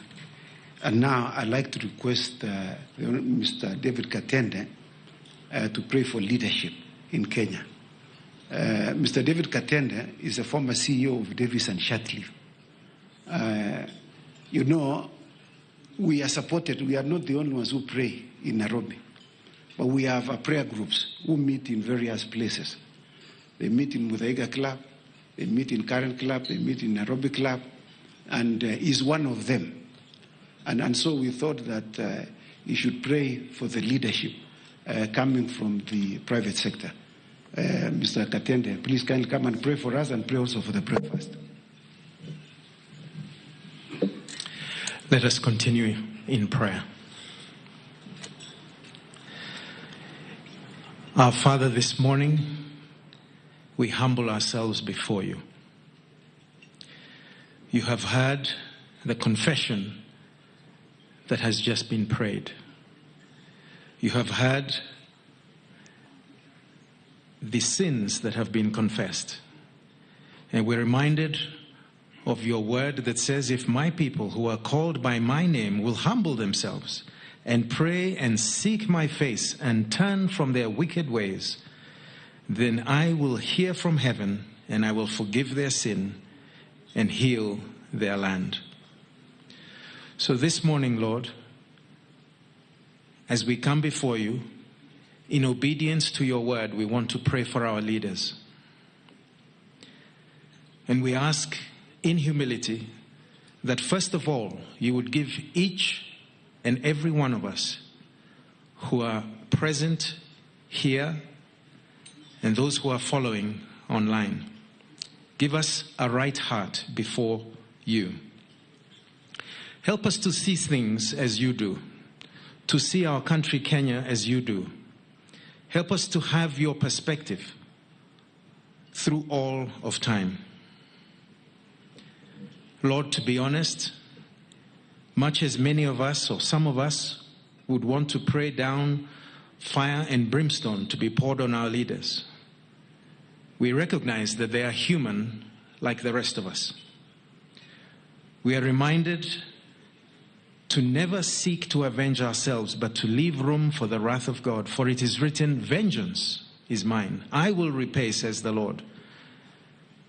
And we come before you and ask instead that you would be merciful to our leaders, that you would not treat them or us as our sins deserve. We know you to be holy and to be righteous, and that one day you will judge each of us according to how we have lived. Like all leaders since the beginning of time, we are here for a season. And then, like the rest of us, our leaders will die and face judgment before you. That is not only true for them, but for each and every one of us as human beings. Who of us can stand in your presence? Who of us can claim to be without sin? Who of us would be willing to cast the first stone? Yet, we know from your word that teachers and leaders will be judged more harshly because of the responsibility that leadership has and the impact and the influence that they have over our lives. We want to pray for our leaders now, that first of all you would give them wisdom, Solomonic wisdom. Empower them with wisdom to make sound decisions and to lead with discernment. We want to ask, Lord, that you would give them humility. Remind them where they came from, that they are first and foremost human beings, Kenyans, like the rest of us. And after their term of office, they will return to that same position. We ask, Lord, that you would help them, especially when it comes to the use of public resources, that they would be faithful, men and women of integrity. We pray for unity and for peace. We ask, Lord, that this country would be united, and that as our leaders meet together, even if they have opposing views, that they would be able to listen to one another and to acknowledge when the opposition speaks right and has a valid point, and that it would go both ways, that they would not just condemn everything said by the other side. We pray for their character, the character of our leaders. We ask you to expose any and all wrongdoing, that you would help our leaders to have a strong moral foundation, that they would have the conviction to do the right thing. We pray for their spiritual growth. Many of them claim to fear God and to be followers of Jesus. We pray that they would ask themselves, what would Jesus do? And that they would seek to do just that. We pray for their families. They have families. They have children, they have spouses, and they have challenges like all the rest of us do. And we ask that their families would support them, that you would give them unity in their families, that their families would be a source of strength and a support for them. We ask that you would protect them. Protect our leaders, Lord, from evil and those who would seek to harm them and to destroy them. We ask, Lord, that you would intervene. Each one of our leaders have situations which are difficult. They don't know how to use their time well or the resources you have given them, but give them the intervention that they need so they can make the right decision. As we conclude this part this morning, we want to place all of our leaders at your feet and ask that you help them to seek your will above their own desires, and that they would serve your people with humility and grace. Grant peace and unity in our country, and may your kingdom be established through their leadership. We pray all this in the name of our Lord Jesus Christ. Amen.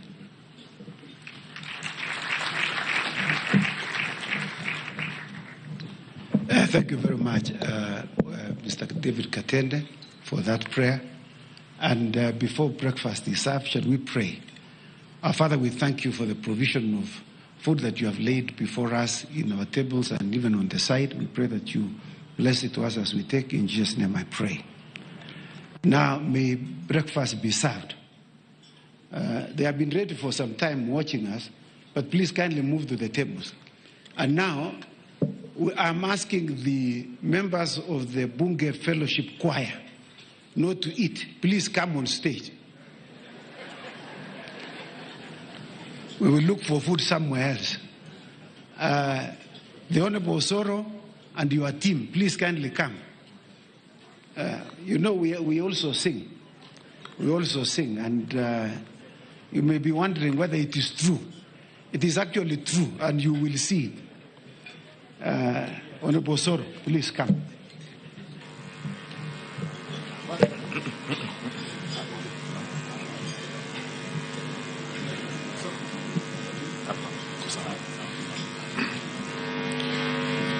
Your Excellency, those walking to the podium are members of the Bunge Fellowship who are committed every time. You can see they are donned in white shirt and red or maroon tie.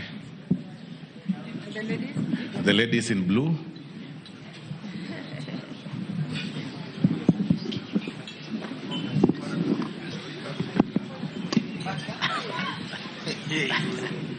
And immediately after here, we will then have the entire parliament. Now, those who don't show up in the fellowship, come and join us in singing. So we're going to sing a very common chorus. And then at some point, we'll have to rise on our feet and worship God. You know, the Bible says that when we worship and praise God, His glory comes down. That is why we are here today. Share your mic. You can share. Push. Yes.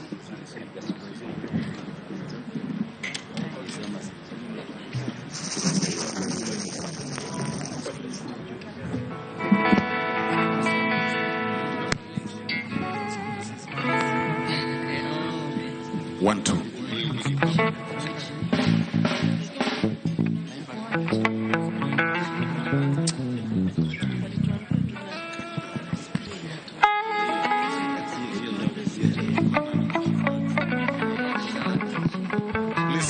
Tusaidie sound microphone ya kule nyuma. Aya. Keyboard. My hands are blessed. My hands are blessed. Aya. I think we were on keywords. Keyboard, please. Keyboard, please.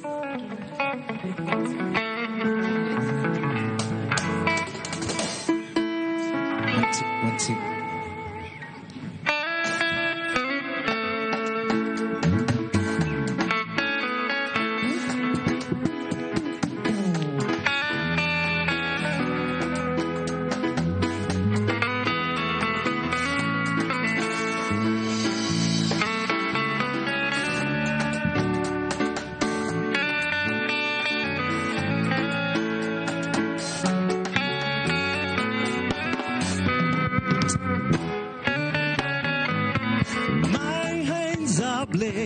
My hands are blessed with the blessings of God, with the blessings of God. My hands are blessed. My hands are blessed with the blessings of God, the blessings of God. Everyone I touch surely must be blessed. Everyone I touch surely must be blessed. My hands are filled with the blessings of God. My hands are blessed. My hands are blessed with the blessings of God. With the blessings of God. My hands are blessed. My hands are blessed with the blessings of God. With the blessings of God. Everyone I touch surely must be blessed. Everyone I touch surely must be blessed. My hands are filled with the blessings of God.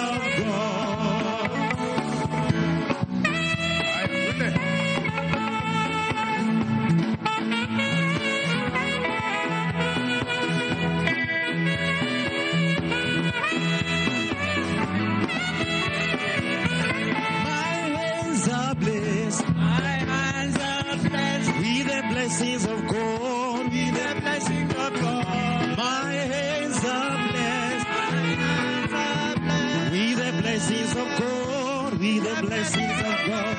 Everyone I touch surely must be blessed. Everyone I touch surely must be blessed. My hands are filled with the blessings of God.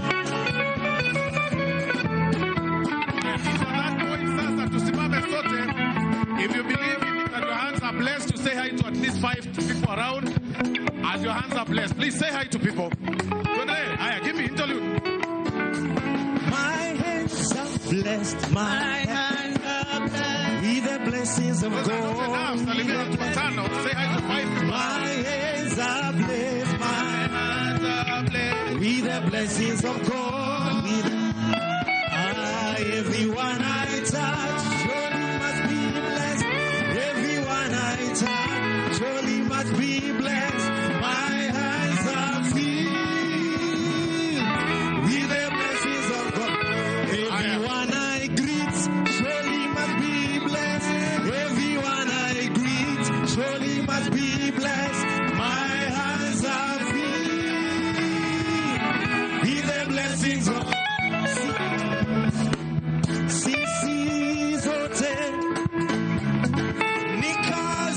Mikono yako tumeumbwa kwa mfano wako, sisi zote ni kazi ya mikono yako. Tumeumbwa na wewe, tumeumbwa kwa mfano sisi zote ni kazi ya mikono yako. Tumeumbwa kwa mfano wako. Sisi zote ni kazi ya mikono yako. Tumeumbwa usifiwe mfano wako. Yesu usifiwe, usifiwe, Mungu usifiwe, Mungu usifiwe, Mungu usifiwe, Mungu usifiwe.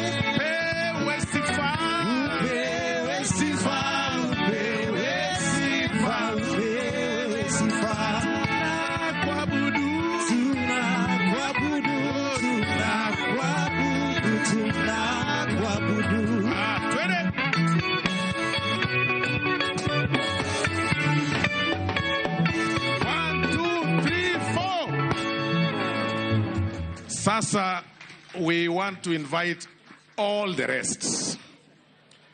Wale ambao, all the members of parliament. I'm told 1, 2. Oh, sorry. I think this one is louder. So all the other members of parliament can join us on stage. And Your Excellency, yesterday when we are having an international, the dinner for the international guests, we were privileged to be joined by the members of parliament and a delegation, a huge delegation from Tanzania and Uganda. But I'm very specific on Tanzania because when we walked out, Your Excellency, we did practice with them the song that we are going to sing in 2 lines at around 10:30 p.m. yesterday. So allow me, with tremendous respect, to invite the Tanzanian delegation to join us on this stage, for this Swahili song that we are going to sing. No, don't mind, Uganda's time is coming. We are now inviting Tanzania so that ndio hao wanakuja wa Tanzania. Makofi kwao tafadhali, wanaendelea kukuja. I can see them coming. Please give them space to come in. They're all there coming, the Tanzania delegation. Yes, the honorable member is there. Mr. Isaac. Because we are singing a very common song like we agreed yesterday. The former Prime Minister of Tanzania is there. Please give him a round of applause. He's there, he's going. We were together yesterday. Umoja wa Jumuiya wa Afrika ndio huu sasa. Sasa tunaenda kuimba wimbo wa kawaida. Bwana ni mchungaji wangu.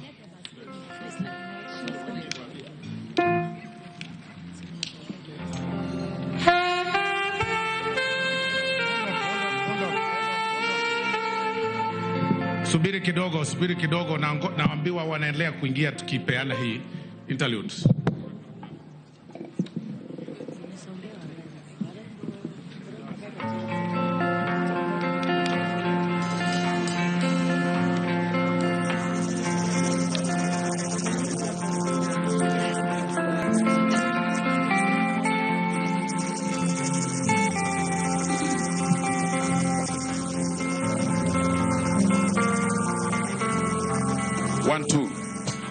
Hii delegation imekuwa kubwa, wacha tujipange na hapa. Haya, interlude.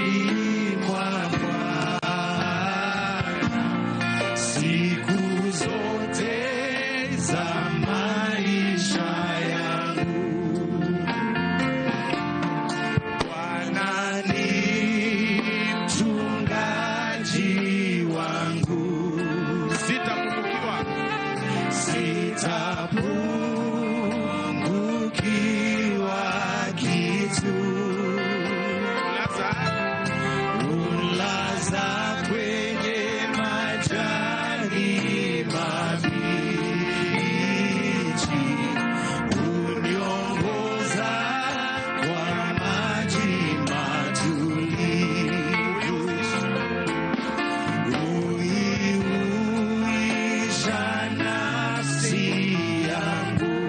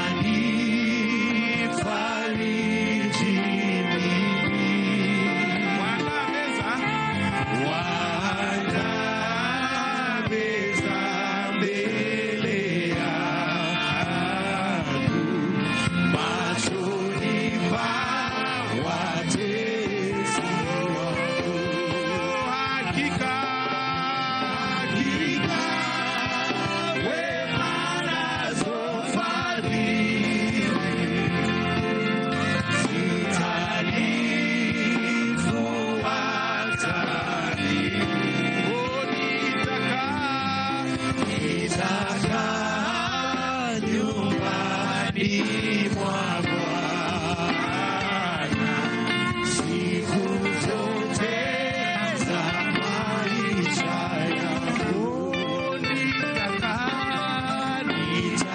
Nitakaa nyumbani mwa Bwana siku zote za maisha yangu.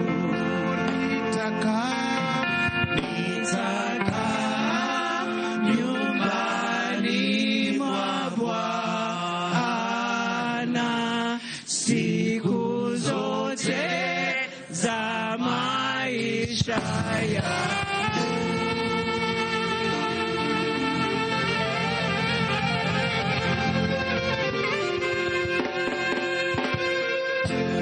Thank you. Thank you very much.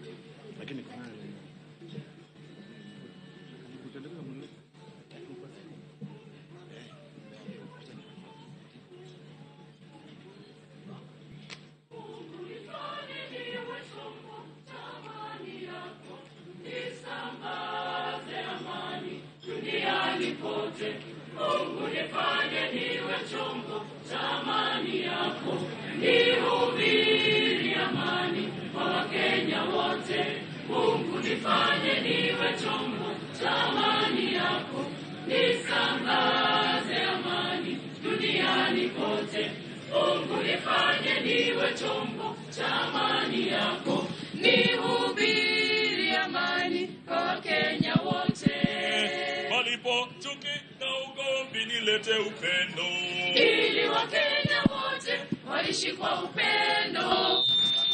Palipo chuki na ugomvi nilete amani, ili Wakenya wote waishi kwa amani tele. Popote palipo na utengano nilete umoja, ili Wakenya wote waishi kwa umoja wa kweli. Popote palipo na mzozo nilete amani, ili Wakenya wote waishi kwa amani tele. Yelele yelele, Mungu nifanye niwe chombo cha amani yako, nisambaze amani duniani kote. Mungu nifanye niwe chombo cha amani yako, nihubiri amani Wakenya wote.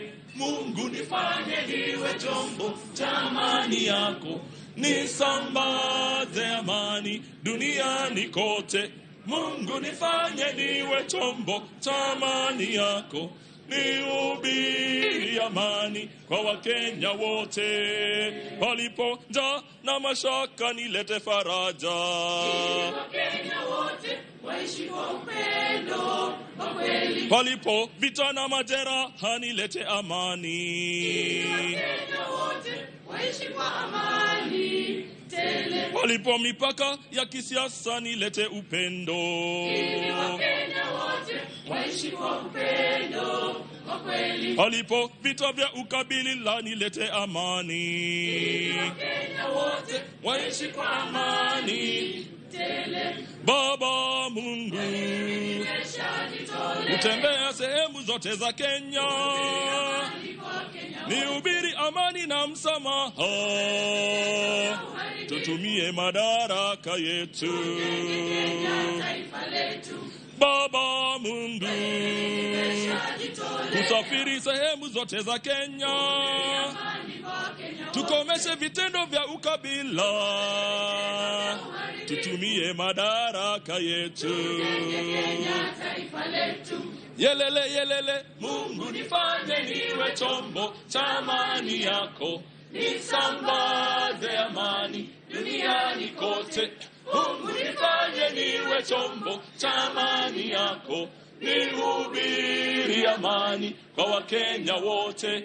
Mungu nifanye niwe chombo cha amani yako, nisambaze amani duniani kote. Mungu nifanye niwe chombo cha amani yako, nihubiri amani kwa Wakenya wote. Kwa Wakenya wote.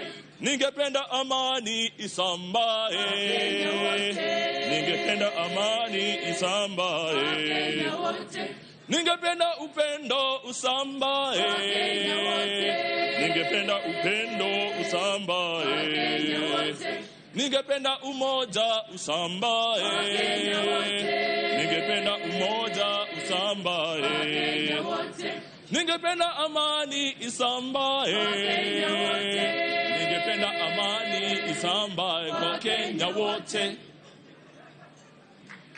Thank you very much, Parliamentary Staff Choir. A clap for them. Now it is time to read the Quran in relation to the topic of rebuilding. And I want to call upon the Honorable Adam Haji Yusuf, the Member of Parliament for Mandela West. Please come and read and share the Holy Quran with us.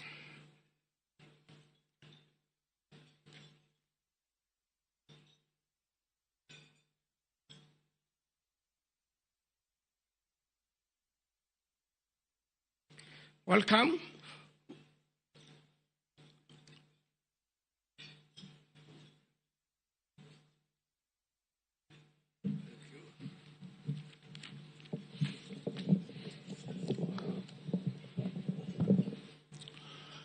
His Excellency the President of the Republic of Kenya, His Excellency the Deputy and their spouses, all protocol observed. If you see the program, it is written Yusuf Hassan. This is Yusuf Adan Haji, Member of Parliament for Mandera West, for clarity. I'm here to read a verse of the Quran, 2 verses of the Quran and 2 hadiths. And let me start by saying, Assalamu alaikum wa rahmatullahi wa barakatuh. In the spirit of rebuilding our lives, communities, and institutions with unshakable faith and enduring grace, we draw strength and direction from the timeless word of the Quran and the noble saying of the Prophet Muhammad sallallahu alaihi wasallam. Below is the curated and ranked reflection on selected verses and hadith organized by their pronouncers with our guiding themes. The first is a verse from Surah Al-Hashr, verse 29:18. It says, "O you who have believed, fear Allah. Let the soul look to what it has brought forth for tomorrow, and fear Allah. Indeed, Allah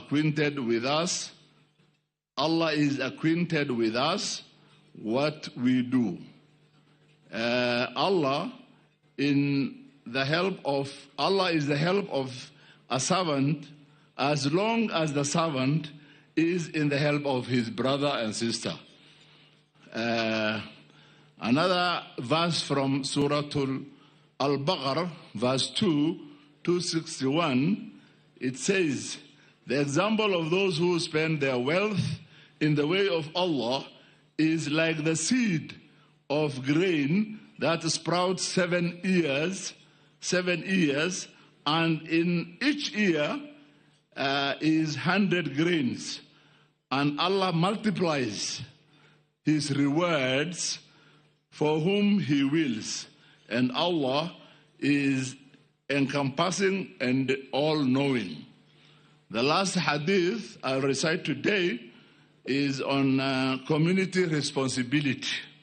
And it says, "The believers in their mutual kindness compassion, and sympathy are like one body. When one limb aches, the whole body reacts with sleeplessness and fear and fever. It is from Sahih al-Bukhari. Assalamu alaikum wa rahmatullahi wa barakatuh.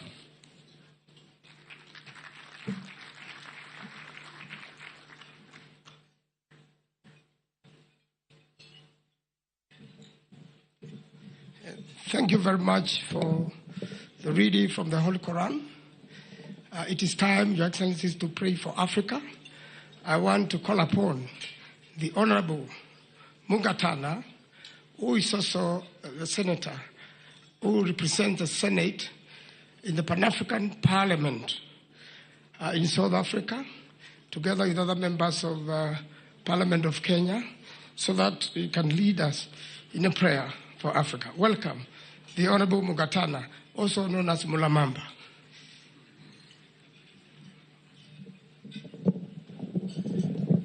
So let's pray for the continent of Africa.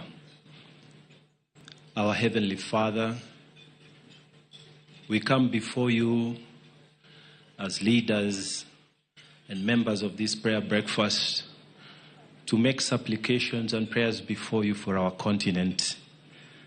Lord, the 1.4 billion of us, stretching from South Africa all the way to Tunisia in the north, stretching from Senegal in the farthest country on the west, all the way to Somalia. Lord, we come to pray that you may help us rise and rebuild this continent, Lord. You know the kind of challenges that we are facing in this continent.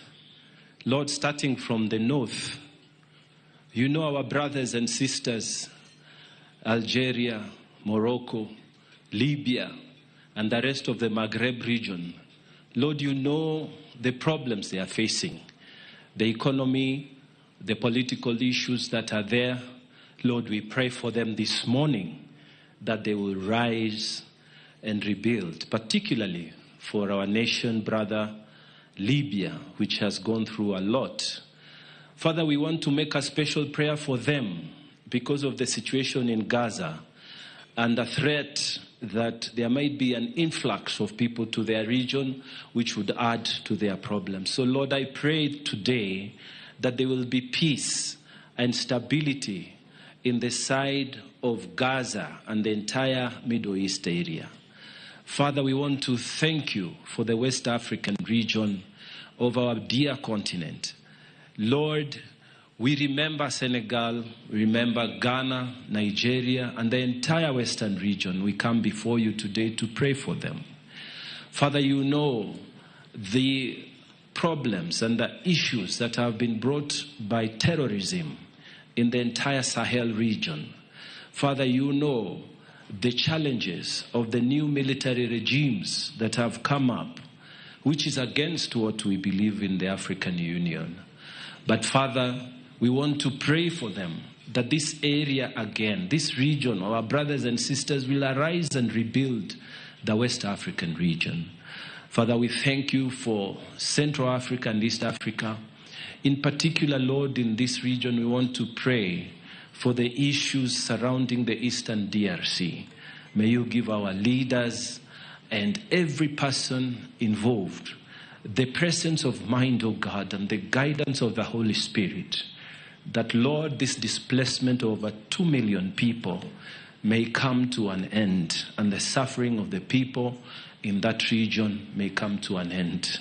Father, I want to thank you for the southern part of our African continent, South Africa, Mozambique in particular, Lord. You know, Lord, the issues that are affecting the stability of that nation.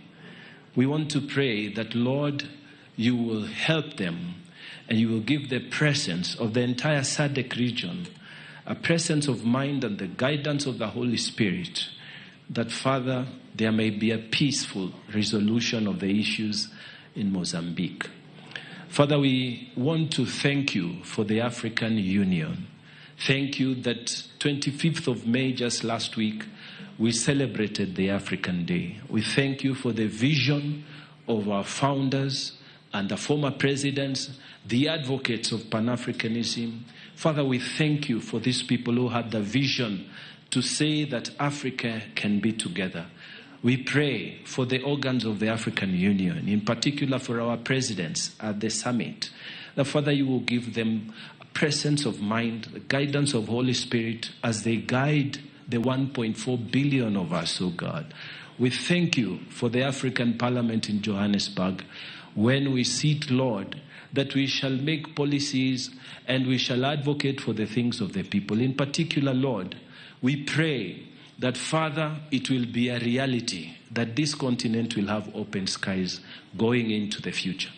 Lord, we pray that it will be a reality that we shall have free movement of labor and free movement of goods. That, Father, the new attempts that are being made at creating platforms for trade across Africa, the new attempts that are being made, oh God, to increase intra-Africa trade, that, Lord, they will be successful.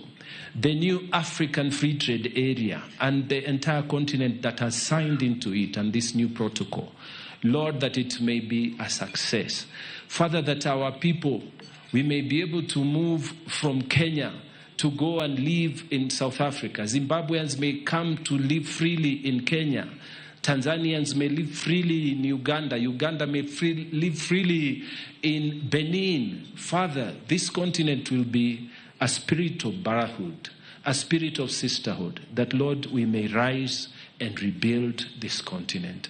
We thank you for all of us, and we pray, Father, that you may hear our prayers even as we continue to call upon you to bless our land, protect us from the effects of adverse weather and all the challenges around climate change. We thank you even this morning. We know that you have heard our prayer, and we thank you that Kenya has taken a lead under the guidance of our president to open the skies, to allow our African brothers and sisters to come and settle here.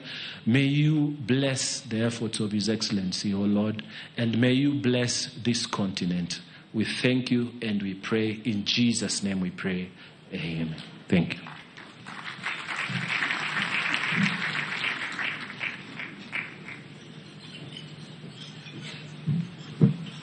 A round of applause again to Honorable Mugatana. Senator Mugatana is the senator for Tana River.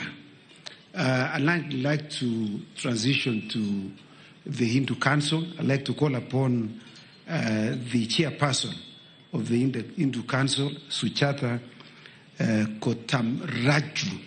Please kindly make your way. And in the interest of time, I'd like to call upon the following people as she makes her way here. The Honorable Nabat Murioki to join me on stage, Andrew Muthe Kitau, and Honorable Kamene Kasimbi. Please come on stage so in the interest of time.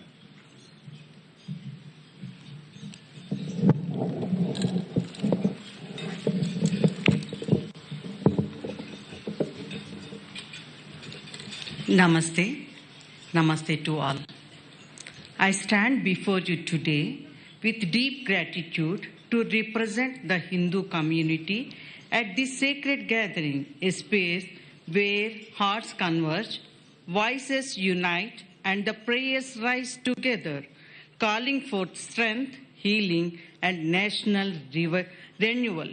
The year's theme, Rise and Rebuild, resonates deeply with the teachings of the Vedas, which remind us that all destruction, no matter how painful, offers an opening, a sacred opportunity to rebuild not just what was lost, but what is better, wiser, and more compassionate. From the Rig Veda, we are guided with these words. Let us be united. Let us speak in harmony. Let our minds apprehend alike. Common be our prayer, common our resolution. Unified be our hearts, so that we may live in unity and peace. Rig Veda, chapter 10, verse 191. At a time when our nation, like many across the world, faces division, trauma, and uncertainty, the ancient rishis, the seers, urge us to begin not just with action, but with intention, to come together in unity of spirit, in shared purpose and mutual upliftment. In Bhagavad Gita, Lord Krishna reminds us that we must act for the welfare of all. In other words, national building is not the task of leaders alone, but a shared dharma, a sacred duty of every citizen. Kenya's strength lies in its unity across the tribes, faiths, and generations. When we see each other not as a competitors, but as a kin, we awaken what Hinduism calls Seva Bhava, a spirit of selfless service. Rebuilding must be rooted in inclusion, no one left behind. Rebuilding a nation is not only the work of engineers, economists, or politicians. It is also the work of the heart. It is spiritual. It is collective. It is generational. And it begins with healing from the inside out. In the Atharvana Veda, we find a closing prayer that I humbly offer today, not just as a scripture, but as a blessing for Kenya, for Africa, and all humanity. May there be peace in the heavens, peace in the skies and on earth, peace in the waters, peace in the plants and trees, peace in all beings, and peace in the hearts of humanity. May that peace rebuild our brokenness. Atharvana Veda, chapter 19, verse 9. May we rise, may we rebuild, may we do so together. Ashanti Nisana. God bless us. God bless our beautiful country, Kenya. Ashantini.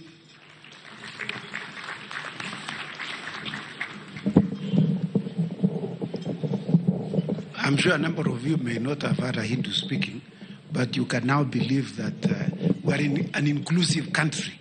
When we seek to rebuild, we include everybody. So I'd like to call now upon our own Mr. Engineer, Nebat Muryuki, to kindly come and pray for Africa. East Africa, sorry.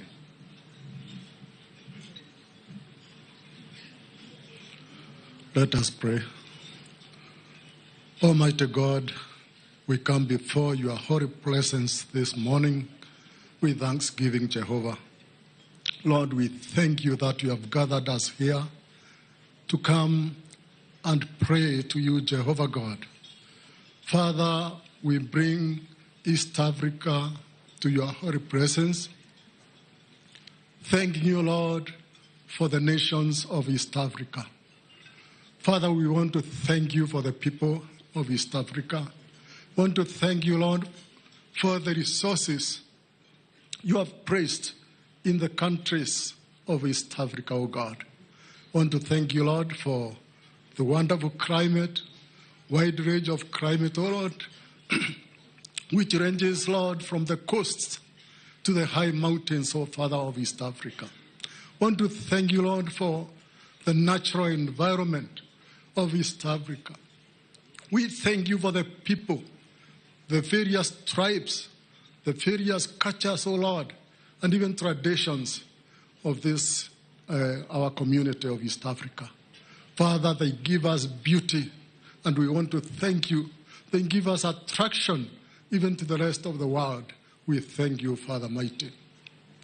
God, we do acknowledge that we have challenges as a community of East Africa. We have diverse challenges, O Lord, in each nation. Father, there are challenges of war, conflict, and violence, O God. We have challenges, Father, of leadership, Jehovah God. We have challenges of hunger in some parts of the East African nations.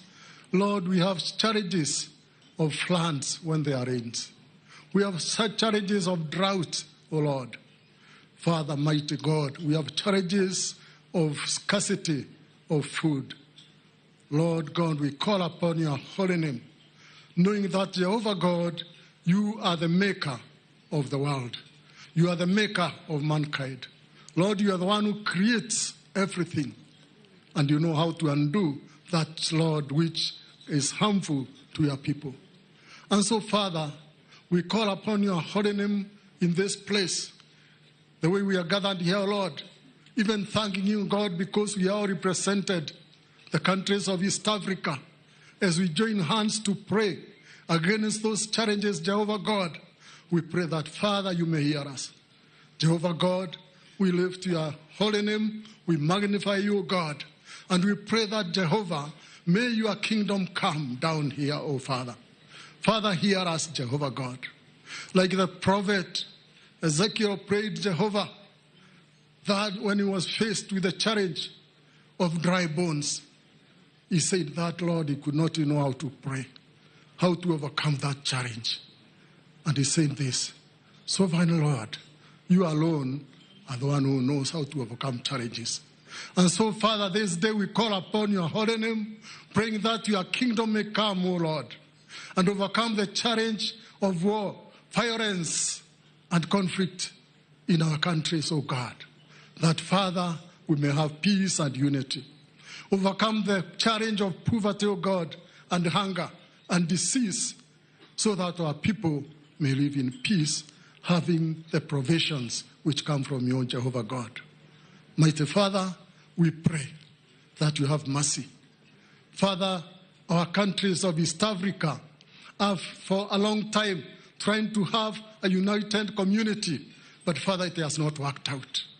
And so we pray now that we are gathered here as East Africa, that, Lord, you may overcome that challenge, that we may be one community, having love and concern for one another. Let our diversity in cultures, traditions, and even the boundaries, O Lord, not divide us, but then, Father, make us have concern and love for each other. Jehovah God, we want to thank you. We know, Lord, you are able to create a united community. Father, we want to pray for the countries of East Africa. We will be going into elections. Especially we pray for Tanzania, Jehovah God. We pray for Uganda. We pray for Rwanda. Jehovah God, even as they go to elections later this year, Father, you are going to guide each and every person in that country. That they are going to elect leaders, Lord, who are going to be having love for their people. Leaders who are going to rule with justice, fairness, Lord, and even compassion for their people. Father, mighty God, we commit those countries to your hands. We want to pray, oh Lord, for the leaders of East Africa, the presidents, oh God Almighty. Let them see each other as a brother and sister, oh Father, even as they endeavor to create a united community, oh God. They will do so with love. Let there not be rivalry, oh Father, mighty Jehovah, within our East African community. God, we thank you. Father, mighty, we pray that you bless East Africa with peace and unity. Bless East Africa, oh God, with prosperity. We thank you, we praise you, we glorify you. For we pray this in Jesus' name. Amen.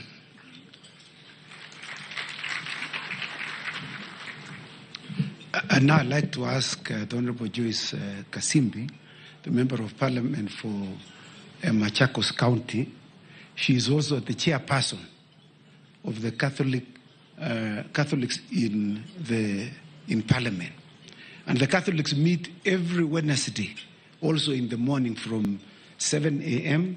To 9. Honorable Joyce, come in.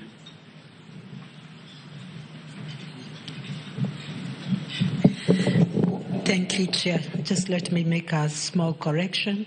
I'm the Vice Chair of the Catholic Caucus. Let us bow our heads and pray for the world. In the name of the Father, the Son, and the Holy Spirit. Amen. O merciful Father, Creator of the heavens and the earth and all that is within, you who formed all nations from one origin, one humanity, We come before you today with reverence and gratitude. We praise you, Lord God, for the beauty and the dignity of whole human family, for the riches of our diversity, for the cultures, faiths, and resources. Thank you for the good that has happened in our land, for every act of justice, every step towards peace, and every heart turns towards you. We pray, Lord God, for the challenges that we face in the world, for the climate change and its calamities, that Heavenly Father, you may continue instilling us with the care of Mother Nature, that we may look in favor and continue dedicating ourselves to preserve Mother Nature. We also want to pray for all that are persecuted because of their faith and their religions. May we all always remember that you are the source of life. Almighty Father, we acknowledge our failings and ask for your mercy. Forgive us, Lord, for the sins that we have committed as individuals, as communities, and as nations. Jesus, our Redeemer, wash us with the most holy and precious blood. Cleanse our hearts, our institutions, and all leaderships in every corner of the world. Holy Spirit, shine the light of the gospel upon the world. Establish among the kingdom of love, righteousness, and truth. Set our nations free, O Lord, from hatred, ethnic strifes, greed, injustice, abuse of power, and every form of impunity.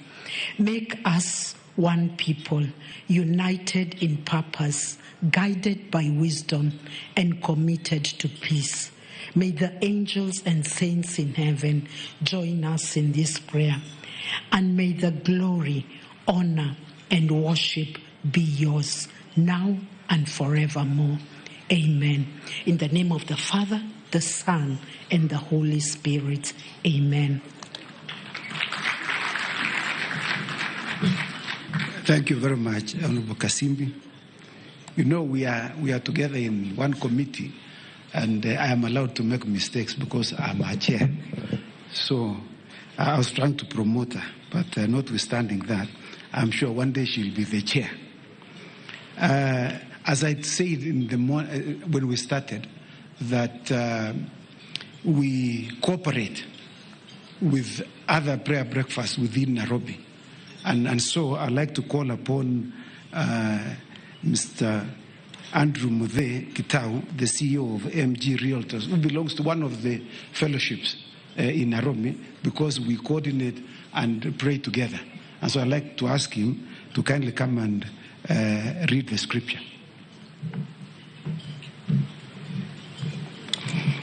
Readings from the prophet Isaiah in the 8th century BC. I start with Isaiah 58:12. Your people will rebuild the ancient ruins and will rise up the age-old foundations. You will be called a repairer of broken walls, restorer of streets with dwellings. 64 verse 4.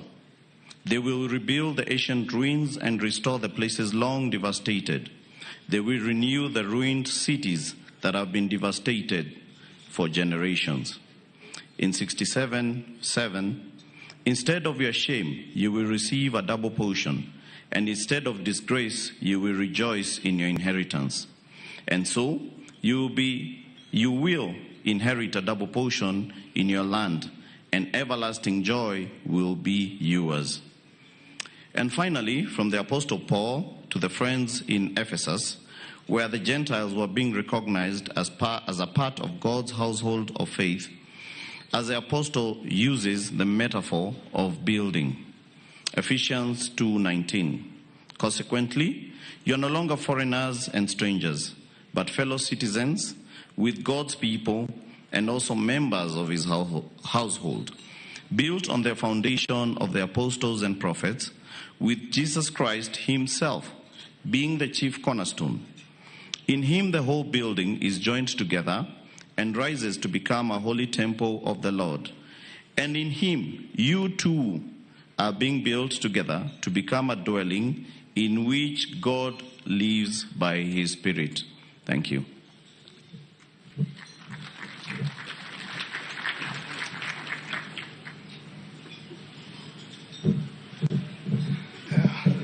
Thank you, Andrew Muthe, Your Excellency. Mr. Muthe, who is a real estate guru, was brought up together with me at Sarai Boys Center by the late Dr. Griffin.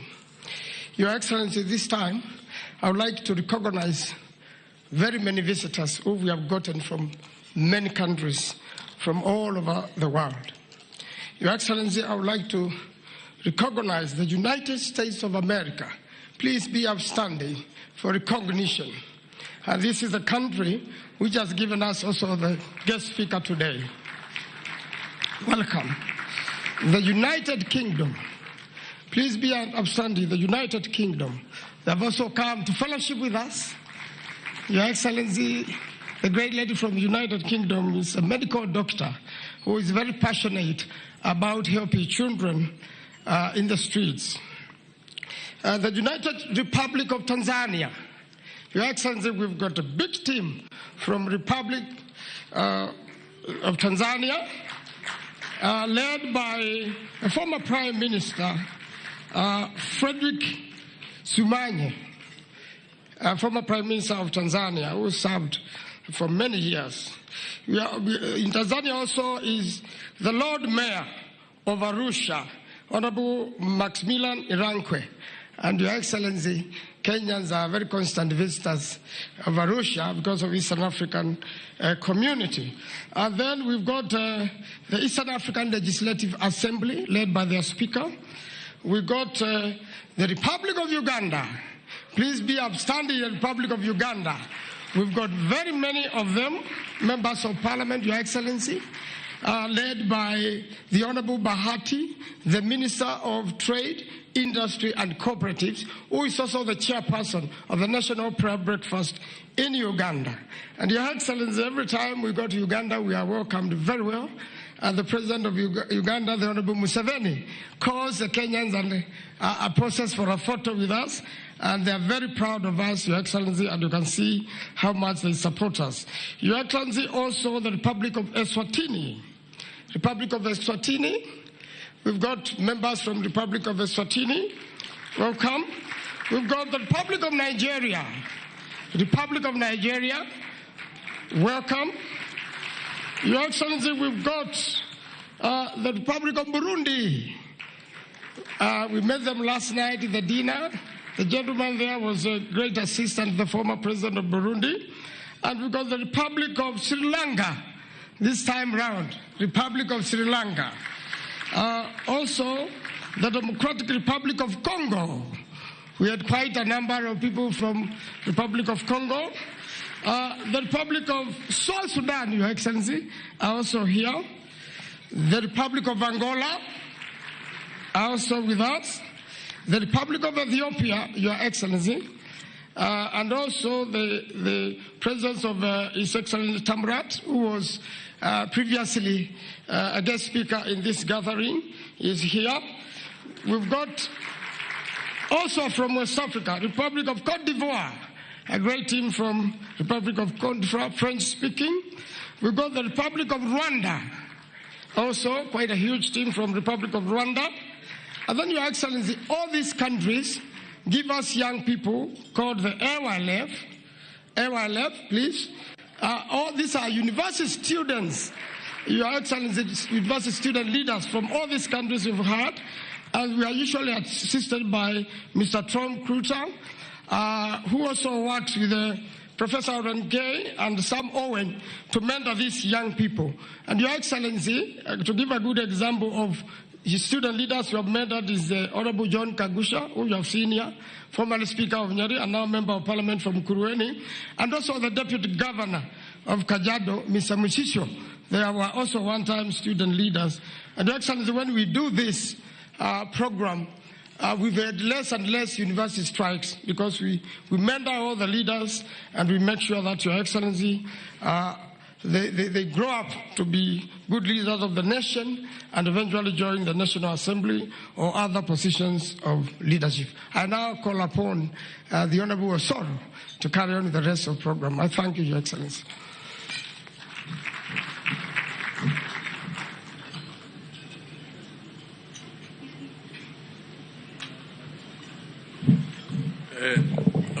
Senator and Chair, Honorable Manzo, I have no program to carry on. I only have a song to sing.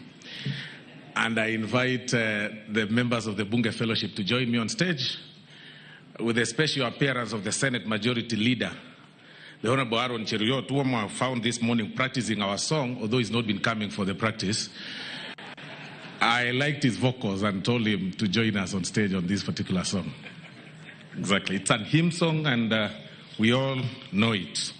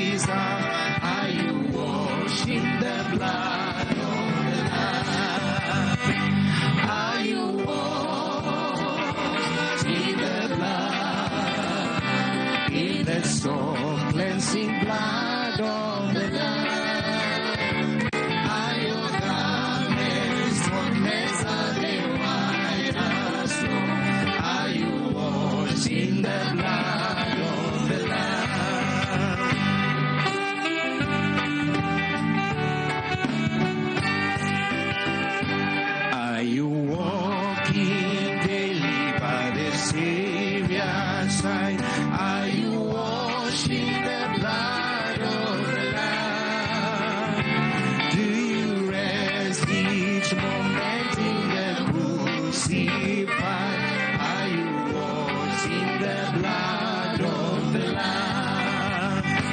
Are you washed in the blood, in the soul cleansing blood of the Lamb? Are your garments spotless as the white as snow? Are you washed in the blood of the Lamb?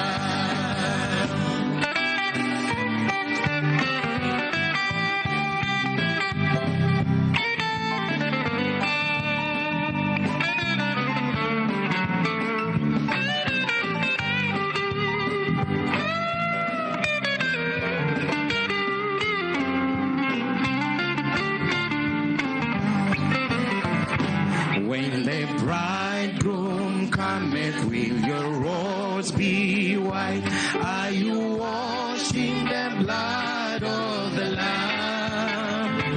Will your soul be ready for his presence bright? Are you washed in the blood of the Lamb? Are you washed in the blood, in the soul cleansing blood of the Lamb? Are your garments spotless as they white as snow? Are you washed in the blood of the Lamb?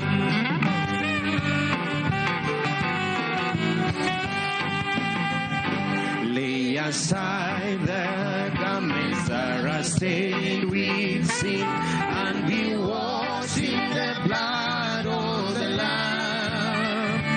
There's a fountain flowing for the soul unclean. Oh, be washed in the blood of the Lamb. Are you washed in the blood, in the soul cleansing blood of the Lamb? Are your garments spotless as they white as snow? Are you washed in the blood of the Lamb?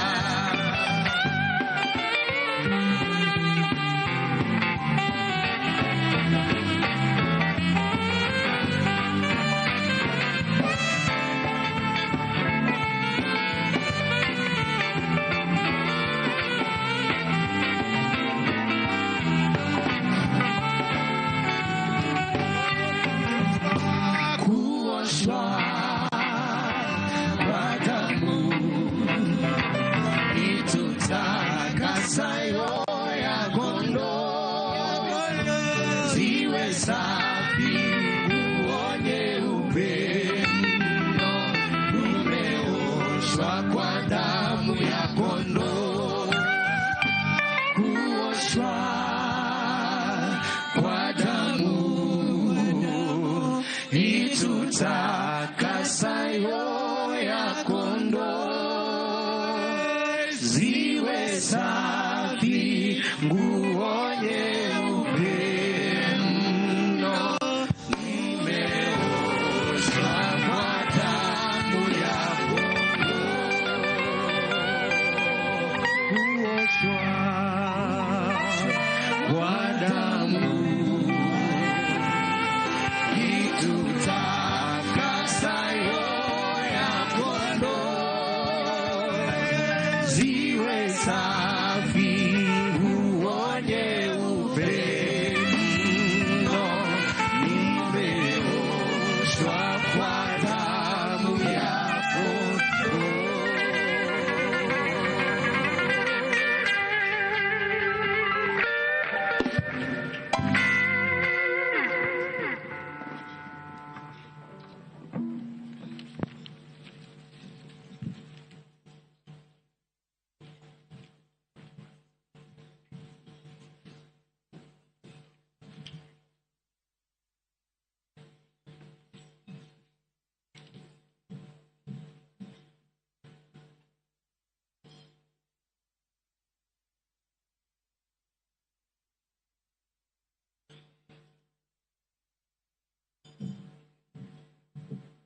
A round of applause again for the Bunge Fellowship Choir. You know, the Honorable Osoro is a very interesting man. If he told you his story where he has come from, you will be very surprised. You'll be very surprised. And he's the chief whip of the National Assembly. You know, when we meet every Friday, we do not preach to one another. We share our testimonies of what God has done for you in your life. And we call him Pastor sometimes, Pastor Osoro, because if he tells you his testimony, if you are not born again, you will get born again. Why? Because he was picked from the streets of Machakos bus stage when he had lost both of his parents. And he was adopted by some parents in Kabete. And that's how he grew up. And he has an interesting story. So when you see him singing here, he's actually praising the Lord from where he has been brought from. In fact, I was telling people yesterday that this Honorable Osoro has been brought from grass to grace. So when you see him, you can see the grace of God in our good friend, Mr. Osoro. And so I'd like to call upon the governor for Kirinyaga, my good friend, the Honorable Anne Waiguru, to come on stage, to come and read one of the scriptures this morning.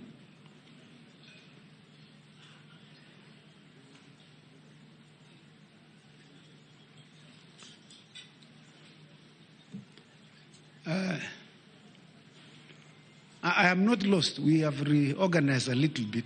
I know Honorable Kituru wants to make his way here, but in the interest of time, we know where we are doing that. And then I would like to also call, you know, you don't call lady judges to come and stand here for a long time. We have a lot of respect for them, and particularly having known her for a long time. The Honorable Jessie Lesit, please, when she finishes, you make your way up.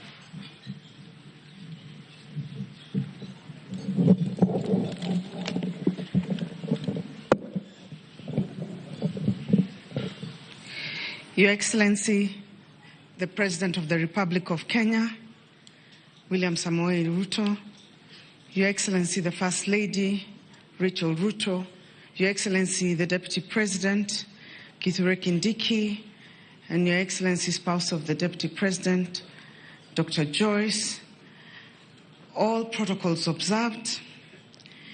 This is a reading from the Old Testament, from Nehemiah chapter 2, the governor of Judah, written in the 5th century BC.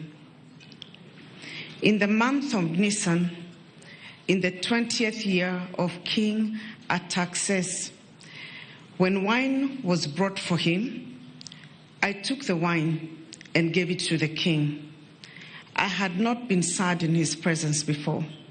So the king asked me, "Why does your face look so sad? And when you're not ill?" This can be nothing but sadness of the heart. I was very much afraid, but I said to the king, "May the king live forever. Why should my face not look sad when the city where my ancestors are buried lies in ruins and its gates have been destroyed by fire?" The king said to me, "What is it you want?" Then I prayed to God of heaven, and I answered the king, "If it pleases the king, and if your servant has found favor in his sight, let him send me to the city in Judah where my ancestors are buried, so that I can rebuild it."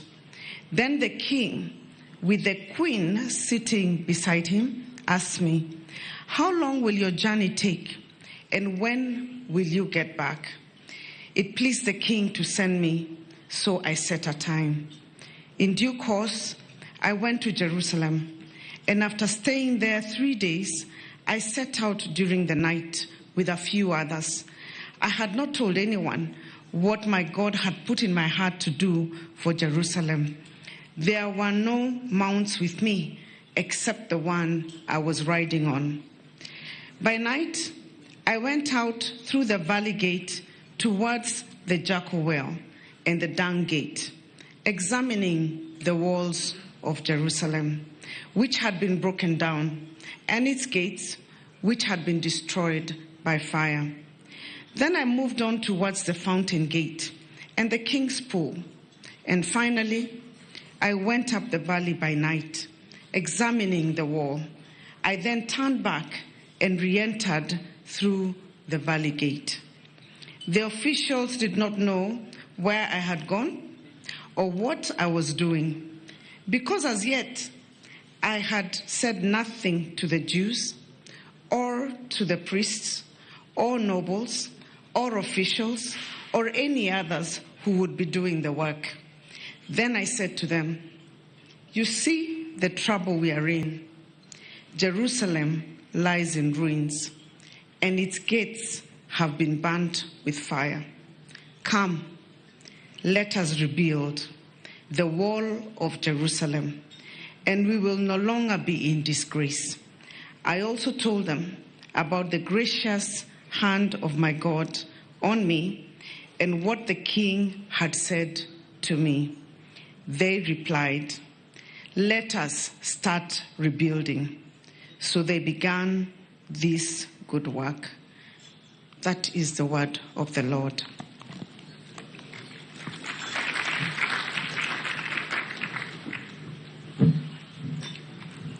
A round of applause again to Honorable Governor Waiguru. Thank you very much for that excellent reading. I'd like to request the Honorable Kittur now to come on stage before I call upon the Chief Justice. I have been suitably informed that, and we have made the amendments, Chief Justice. I'm so sorry. You know, I am a lawyer, and you know that we work under you. You know, so I'm very sorry that when the Chief is there, Justice Lesit is not supposed to speak. So we are so ordered. Thank you very much.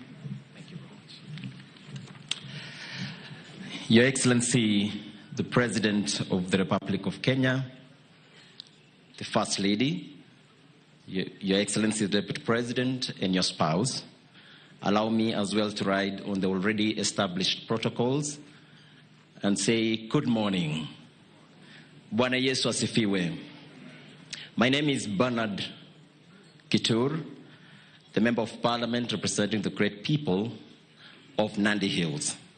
I have been tasked to present the report on the 2025 National Conversation, with the theme being Rise and Rebuild. Traditionally, the day preceding the National Prayer Breakfast, the Parliament of Kenya hosts the National Conversation. This is a gathering of leaders from all sectors of society to have a roundtable conversation on the theme of the year. For 2025, the theme is Rise and Rebuild. In line with the theme, the participants deliberated on the country's progress, identified what needs reconstruction, the challenges faced, and the special focus on the perspectives of Gen Zs. During the conversation, the Gen Z took time to address the question of whether there is a disconnect between them and the national leadership. According to Gen Z, the disconnect arises from cultural and value-based differences. Exposed to global cultures and real-time information, Gen Z often challenges traditional norms, which can be seen as disrespect by older leaders. This rift is deepened by unfulfilled promises, economic exclusion, and a perceived lack of accountability. While leaders cling to traditional values, Gen Z emphasizes justice, equity, and inclusive participation, widening the gap further. Economic frustrations, technological divides, and broken social contracts further fuel disillusionment.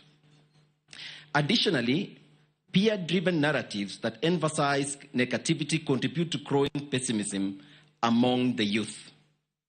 Ultimately, the disconnect is sustained by mutual misunderstanding, lack of dialogue, and a failure to adapt to a rapidly evolving socio-political environment.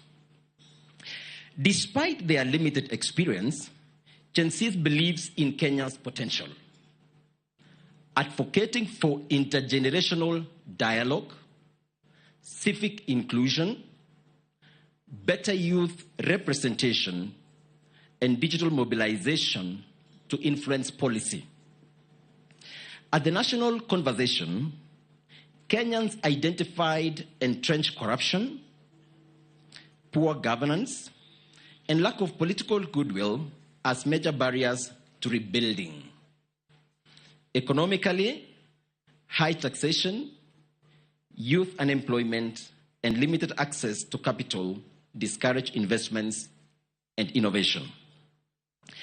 The over 400 participants were, however, quick to acknowledge national progress spurred by the Constitution of Kenya 2010 in advancing education, democracy, and religious inclusivity among Kenyan citizens. They equally acknowledge progress in infrastructure development in our country. To overcome obstacles to nation building, Kenya needs focused solutions. Leaders must prioritize integrity and accountability, with strict anti-corruption law enforced. Civic education should, however, empower citizens, enhance youth participation, and combat ignorance. Strengthening national unity requires inclusive governance that discourages tribalism and promotes nationalism in education. That is the report for 2025 National Conversation. I thank you.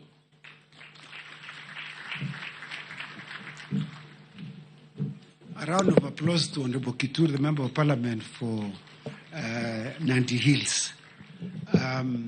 Just a small correction, lest you think that the only Gen Zs.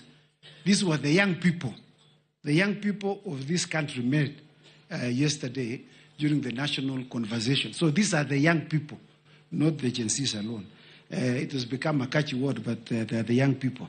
And now I'd like to take this single opportunity to invite the Honorable Chief Justice, the President of the Supreme Court, Honorable Martha Koome, to come and lead us in prayers. Karibu.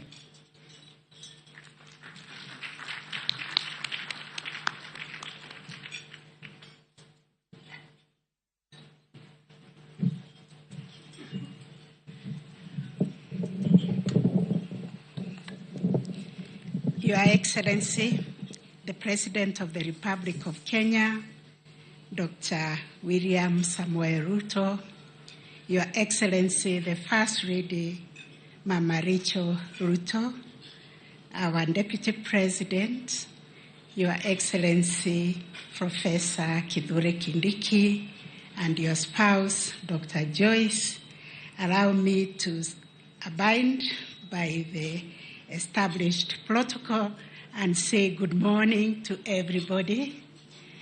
Praise be to God. Let us pray.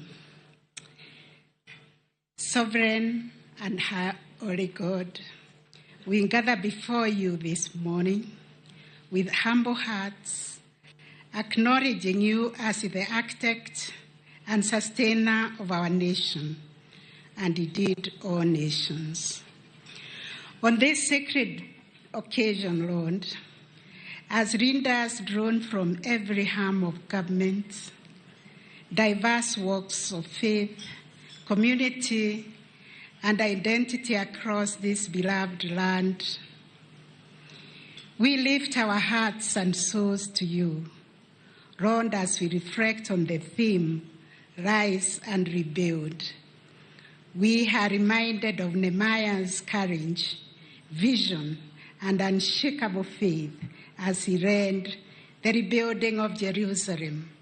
We pray that you grant us the same spirit to rebuild ourselves, to rebuild our families, and to rebuild our communities, to rebuild our nation. A spirit that seeks not personal glory, but the restoration of our people and the healing of our nation. Lord God, give us the courage not only to rebuild what is seen, but restore even what is unseen, the moral, the spiritual, and the ethical fabric of our nation. Lord, help us to guide our children in your ways, in the values that you have taught us from the Holy Book. Lead us, Father, to restore and rebuild our families by preaching faith, harmony, and unity. Lord, we long for a prosperous country, but more than that, we pray for a just and a righteous Kenya, where service to others comes before self-interest, and where love for our neighbor is not a burden, but a blessing.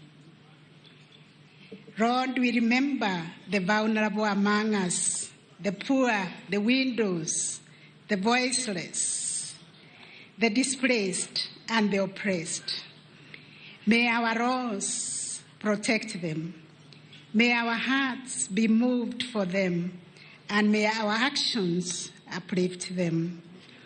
O Lord, make justice the foundation of our governance, a shield for the weak, a standard for the strong, and a defender for all our people. Lord, unite us across all sectors and the traditions.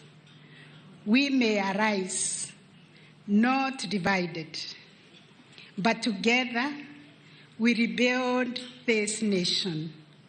We do so with hope, because hope does not disappoint. We do so with faith. We do so with the wisdom that comes from you. We do so with love, justice, and courage. We ask all this in your holy name. Amen.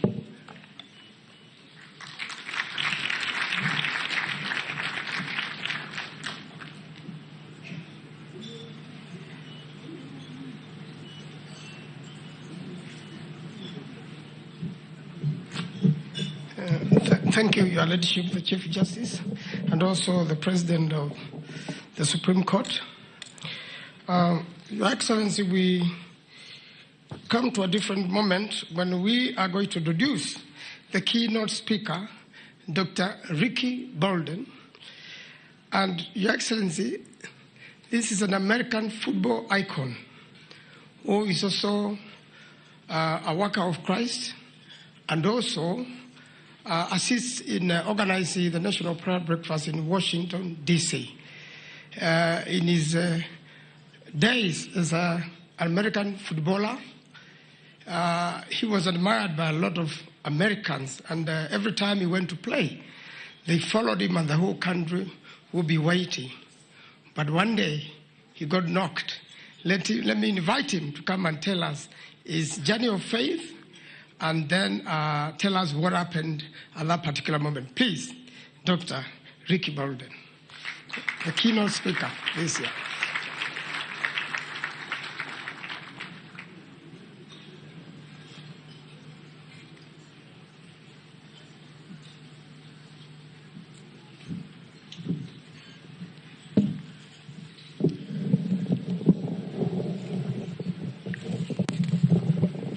Good morning. What a joy it is to be here this morning, and I am really excited about being here. What I'm really excited about is that how the name of Jesus, can bring people together across so many boundaries, across so many tribes and religions. And it's at Jesus' name that I come and I greet you this morning. I first want to give honor to Your Excellency, and it has really, really been a joy to be here, to be with President Ruto, as well as the First Lady. And I also want to give honor to all of the other leaders that are here all throughout Kenya. Now, I must confess to you this morning, normally I am not very nervous. But this morning, you know, I was struggling with some issues, even as I prepared for this morning. And they were some personal issues. As I was preparing the story of Nehemiah, I could not help but to remind myself that I am coming home to a place of my ancestors. And I could not help but to begin to process the journey of going to America and now coming home to Africans. And so therefore, I do want you to understand that my primary motivation is not to speak here this morning. It's not. It is not to go on a tour of Kenya. It's not.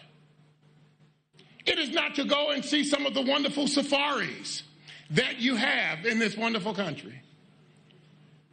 My primary reason for being here this morning is that I'm coming back home.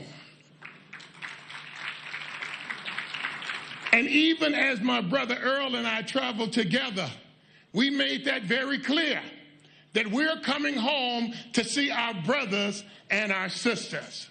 That we're coming home to walk on lands that our ancestors walked on. We're coming home to swim in streams and lakes that our ancestors swam in. That it is a joy to be here this morning. Thank you for inviting me to come back home. Now, I don't want to take a lot of time, because most of the time when you get someone who's been a preacher for a while, they talk for a long time. Did you notice the secretary this morning? He just kept talking, because preachers talk for a long time, don't we? But I want to make sure that my comments are brief. But I also want to make sure that this wonderful theme that you have, that I give it due justice. And I also want to make sure that the verse that you all presented for the theme this year, I give it due justice. Now, remember, your theme is arise and rebuild. Now, I thought that was one of the most radical themes that I've heard in a long time. Because even the word arise means that someone has been sleeping, and therefore it is calling for the continent of Africa to wake up. To wake up, Africa, and reach the potential in which God has given to you. Now, the word arise is very different than the word rebuild. Because the word rebuild means that you've got to go to work.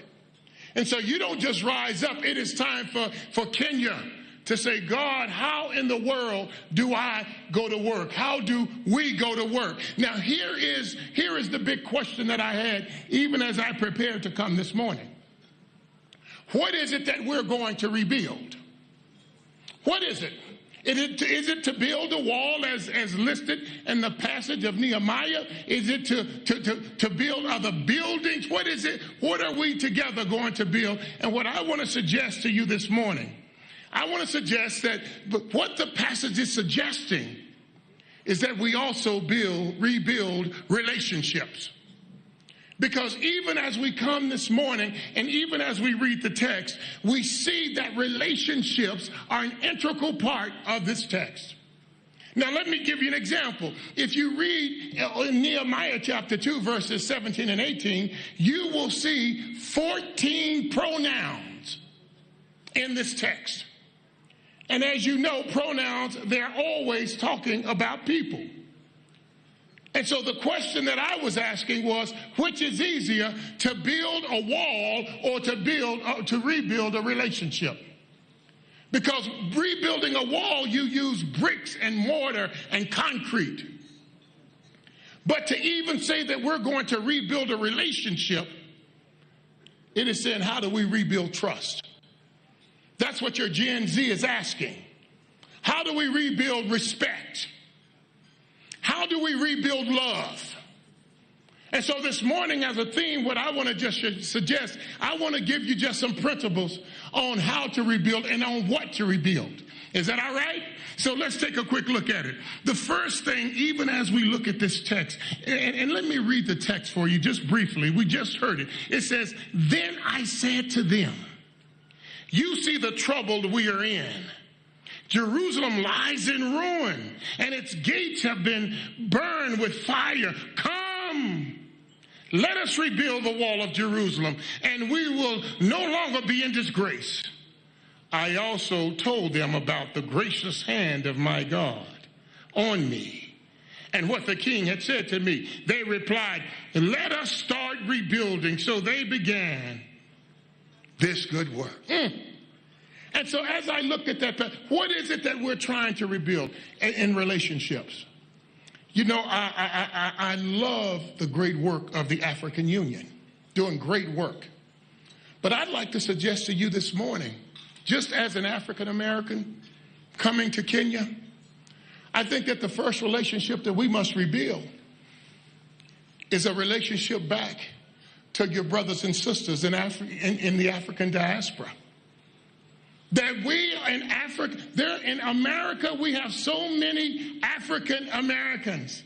We have so many Africans who grew up and their parents grew up in Africa and they sent their children to America.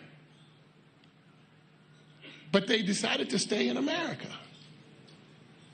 Some of the greatest minds are in the diaspora. And if you really, really read the text, Nehemiah was not from Jerusalem. Nehemiah was from the diaspora. Just think about it. Nehemiah, he wasn't born in Jerusalem. He was a product of Babylon slavery oppression, where they shipped him from Jerusalem to Babylon, and his mother was raised in Babylon and his grandmother was raised in Babylon. He had been shipped into slavery, and he had been in slavery for years, and all of a sudden he decided, after being in a far country, that it was time to come home. It was time for him to come and use his gifts and talents at home. And I remember last week I had the wonderful privilege of meeting with the ambassador of Kenya in the United States. And as we stood there, he asked me, he challenged me, he said, "How in the world, Ricky, do I get in with the Congressional Black Caucus so that I can use the influence that they have back at home?" And even then we started processing. How in the world do we use these brothers who are in the diaspora? And how do we use the influence that they have and bring them back home, back to the land in which we came from? How do we be just like this wonderful man Nehemiah and begin to use those relationships? You see, the reality is the relationships in the diaspora helped fund the project in Jerusalem. And I want to say this to you this morning, that you've got brothers and sisters all over the world that God can use in a mighty way to partner with our brothers and sisters in Kenya to say, how can we work together and how can we be together?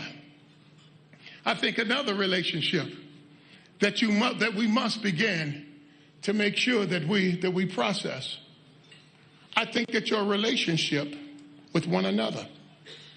If you read this wonderful passage, you see that within all these pronouns, they are trying to build this relationship with one another. And one of the tragedies could always be that you have relationships to the diaspora, but you don't have relationships here at home.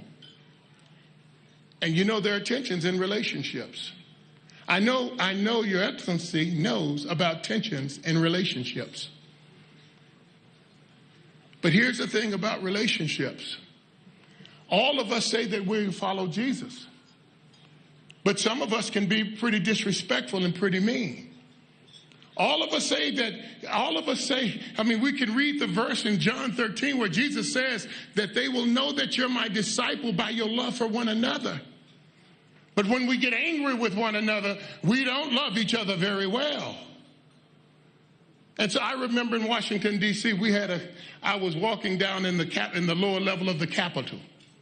And I had a Republican brother. He was a white brother. And he was a Republican. And I remember when I saw my Republican brother, we greeted each other with a hug. And we talked for about 10 minutes. And as we carried on a conversation with my Republican brother, I looked to the side and I saw a brother from the opposite party coming, an African-American Democrat. So I told my brother, Lee, why don't you stay here with my Republican brother while I go over and while I have a conversation with my Democrat brother. When I left, I could tell the pressure he felt. So when I returned from the conversation and I started to talk to my Republican brother, he asked me, was I one of them? And I asked him, well, what is one of them? What does that mean? He said, I'm asking you, Ricky, are you one of us or are you one of them? And I said, no, I must apologize to you. I'm not one of them. I'm one of his. That my politics never drives my faith.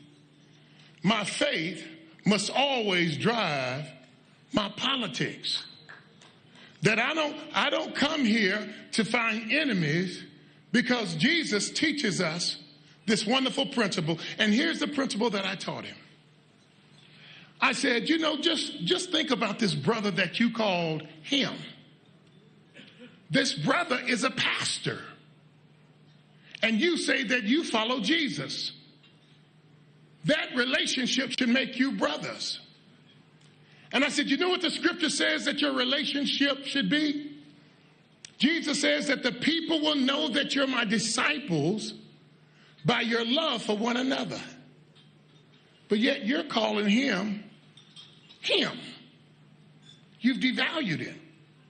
I said, but even keeping up with your train of thought, let's say if you devalued him in the scriptures, and let's say you demoted him from being a brother and you made him a neighbor. That's an honest demotion. He's no longer my brother, he's my neighbor. Then what should be your response to your neighbor? Well, Jesus says in Matthew 22 that we're to love our neighbor as we love ourselves. I said, so if you're a brother, your response should be to love him. If you are a neighbor, your response should be to love him. But what if you demoted him again? What if you demoted him from a brother to a neighbor and now you demote him to an enemy? You don't like him.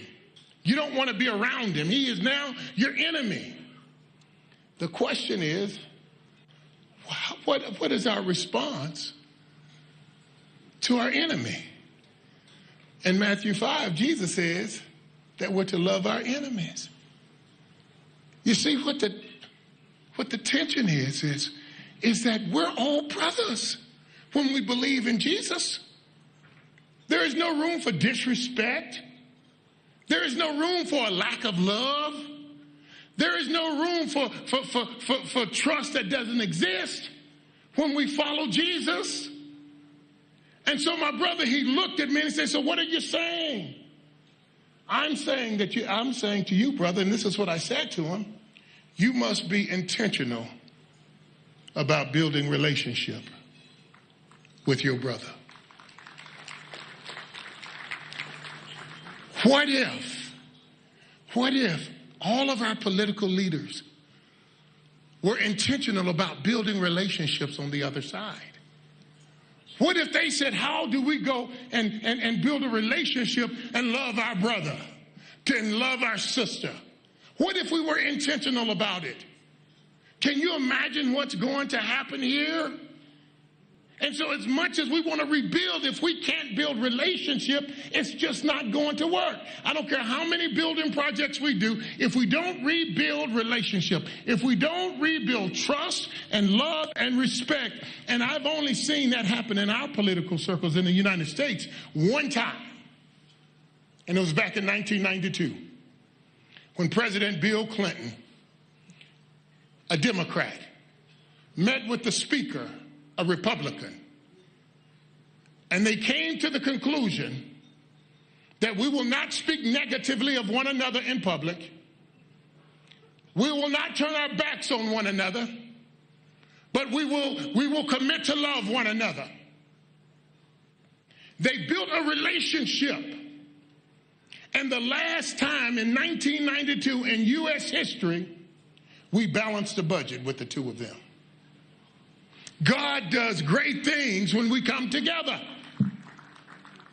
That God is calling us, not only that we build relationships in the diaspora, but we build relationships with one another. So some of you might say, well, Rick, how does that fit me personally? What about the parent who hasn't seen their child in a long time? What if you said, hey, how do I rebuild the relationship? Or what about if you've gone through a divorce and you've not spoken to your ex? What about saying, how do I build a bridge? What about the neighbor that you don't really like? How do you begin to build relationships? What about your Gen G? How do you build the bridge? You know, I have children. I have 5 children, 4 boys and 1 girl.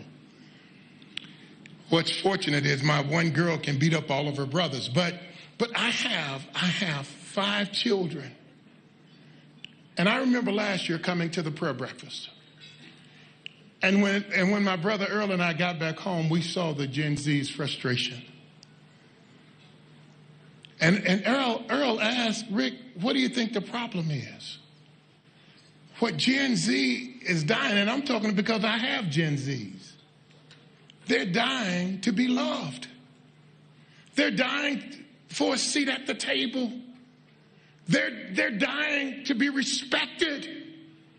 And I won't ever forget when my boys were growing up, because sometimes as parents, we want our children to stay children all of their lives. But that's not the case with Gen Zers. Gen Zers have grown up. They've gone to college. Some of our Gen Zers are smarter than we are. I have a daughter. She's a doctor. Whenever I need advice on my health, I don't go to a hospital. I call my daughter. Whenever I want to invest my money, I don't go in and go to a bank. I call my son Caleb. When I need counseling and when I need therapy, no, I don't go to a psychologist. I go to my son Micah. Because all of my children have grown up. And they're no longer children. They're adults. And I had to learn to treat them like adults. And so when they graduated from college,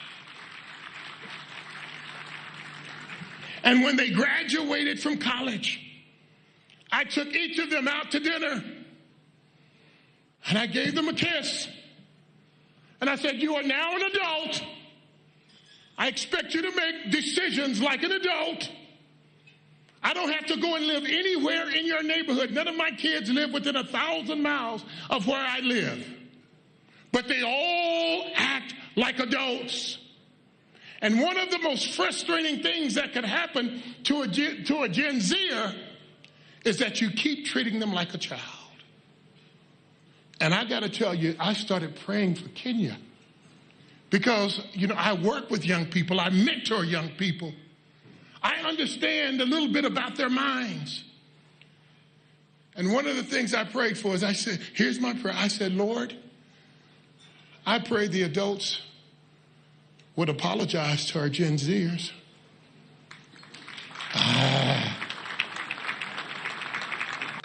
I pray, see, it's like African Americans. We live in America, but a lot of times we don't feel respected. And people ask, why is there always a race issue in America? Yeah, I can tell you why. Because no one's ever apologized. No one's ever said, I'm sorry for the horrific pain that you experienced. They've never done it in our history in this country. And I just want to suggest to you, when we're talking about relationships and we're talking about really rebuilding relationships, wouldn't it be beautiful if leaders would stand up and say to our Gen Zs, we had you arrested. And we know that had to be traumatizing. And we're sorry.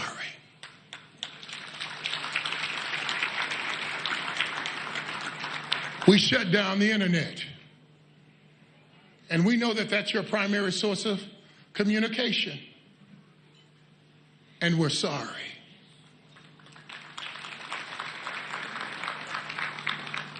Now we want to bring you to the table so that you can have a voice, because you're no longer a child. You're an adult. And we want to begin to say, how do we begin to treat you like an adult? I won't ever forget the time, and I'm almost done. I won't ever forget the time when a guy gave me permission to be an adult. I was in the NFL, my first year in the NFL. We had a coach he was a German guy by the name of Marty Schottenheimer. And when I got to Cleveland, I would go in, and when I would see the head coach, Marty Schottenheimer, I would say, "Hey, how are you doing, Coach Schottenheimer?" And he looked back at me and he said, "I'm doing fine. How are you doing, Player Bolden?" And the next day I would see him and I said, "Well, Coach Schottenheimer," and he would say, "Okay, Player Bolden." And after about a week, I went to him and I said, "Why do you keep calling me Player Bolden?" He said, "Ricky, you're an adult now. You don't have to call me Mr. Schottenheimer. You don't have to call me Coach Schottenheimer. You can refer to me as Marty. That's my name. You are a man now. I expect you to act like a man." And that's what our Gen Zers are crying for. They're crying for the right to be adults, because they are. They've gone to college. They're buying their own house. They're getting married. They're adults. And I want to encourage you even here today, Kenya. I challenge you that when we start talking about rebuilding relationships, then the question is, how do we begin to rebuild the relationships with our Gen Zers? Because they love you, they care for you, they respect you, but they don't feel respected.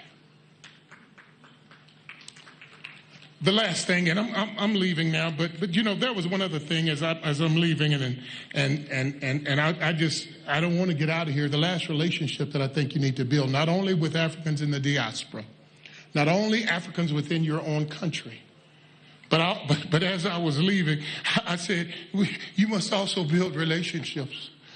Really rebuild your relationship with the Lord.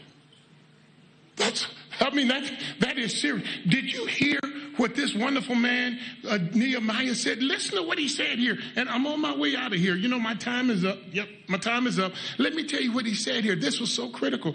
He said, he says, "I also told them about the gracious hand of my God on me and what the king had said to me." Did you see that? When I read that, it blew my mind. Let me tell you how I interpreted that. As I take my seat, whenever people do that, they're really not getting ready to, yes, I am going to take my seat. But listen to what Nehemiah was saying. He said, "I spoke to the king, but the King of Kings had his hand on me." Oh, that's different. Because while he honored and respected the king, as you go forth, Kenya, there's a King of Kings. And what we desire more than anything is that the King of Kings places his hand on our lives. And when you have the hand of the King of Kings on your lives will be blessed, and Kenya will never be the same. God bless you. God keep you.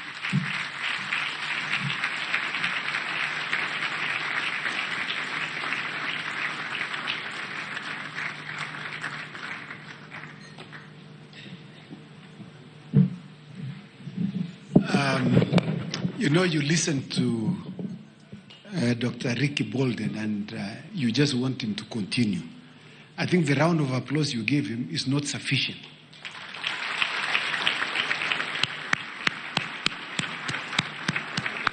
Thank you very much, Ricky. You remind us, you know, just like what the Bible says in 2 Peter chapter 1, verse 12. It says, remind yourself these things, although you know them. So what Ricky has just done is to remind ourselves of those things, although we know them, about relationship. I'd like to thank you very much for coming all the way from America and coming home. Yes, come home. Thank you very much for coming home. Your Excellency, I know your time is fast spent. We sincerely apologize. But I'd like to request your 5 minutes only. You know, I am a co-chair with Senator Manso, and I will have serious problems. You know, some of these members of parliament, Your Excellency, are paid to talk. Now, they were supposed to sing a song, a Ugandan song, and they just wanted you to hear a Ugandan song being sung by Kenyans. Mr. Osoro, the president has said, come, please make your way here. You are eating into his time. Yeah, and the rest of the members of the Bunge Fellowship, please come. Thank you very much. Your Excellency, I have had the privilege of representing this country in various national prayer breakfasts in different countries. But one particular one that really mesmerized me, Your Excellency, is Uganda. Although it's called a national prayer breakfast, sometimes we start at 1. So recently I asked the Honorable David Bahati, who is the chairman and the Minister for Trade, why we are starting so late. He told me even if it's at 1, handle this particular lunch as breakfast. We'll still start. And then he says, Tukutendereza yes, which means glory to God. That you dedicate the entire day to God. It is my humble pleasure, Your Excellency, to invite the members of Parliament from Uganda, the Ugandan delegation, led by the Honorable David Bahati, to join us in singing this particular song. I see the Honorable Alfred Endakazi. Here Endakazi ni kuenda kazi, it's not somebody's name. Karibuni.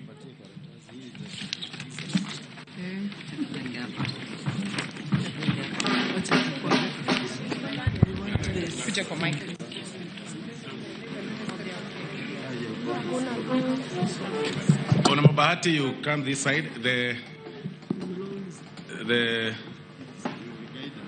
We'll at the chorus point, of course, we'll tendereze as you guys always do.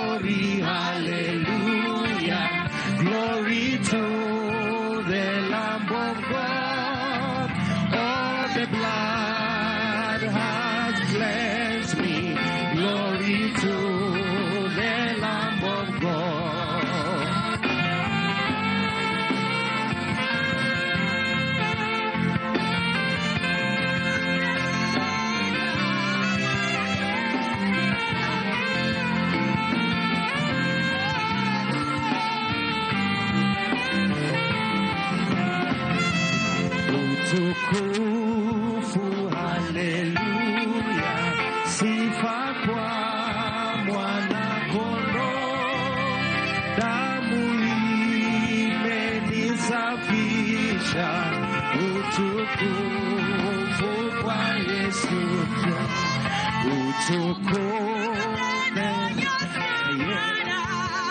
Yesu mwana gwendinga omusai gokunaziza webaza omulokozi tukutendereza Yesu mwana gwendinga omusai gokunaziza webaza omulokozi.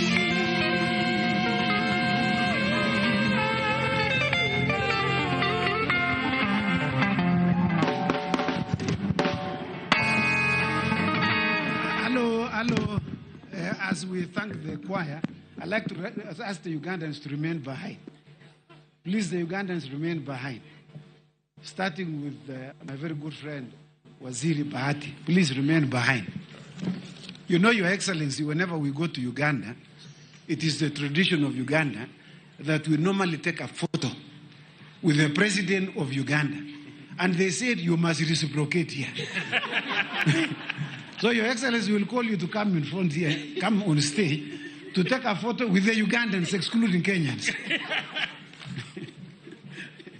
Thank you. That's awesome.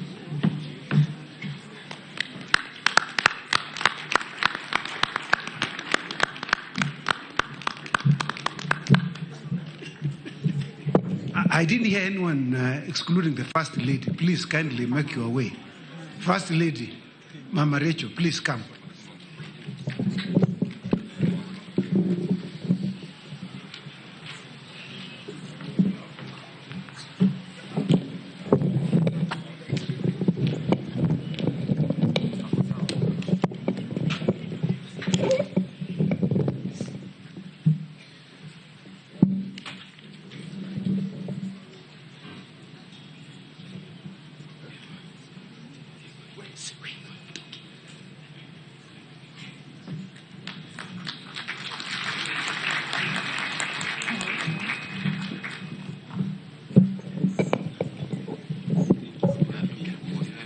Thank you very much, Your Excellency and Your Excellency, for accepting to come for the photo with the Ugandans, so that next time we are also not denied when we go for their national prayer breakfast.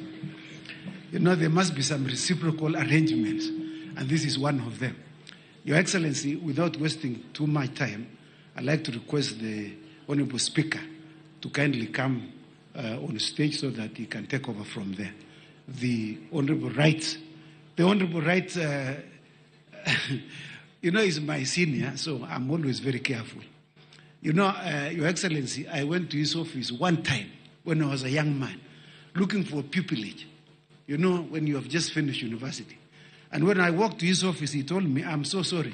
You were just late by 5 minutes. I would have taken you. I just took your colleague. So I hope I'm not late by 5 minutes in inviting you to come. Please kindly come.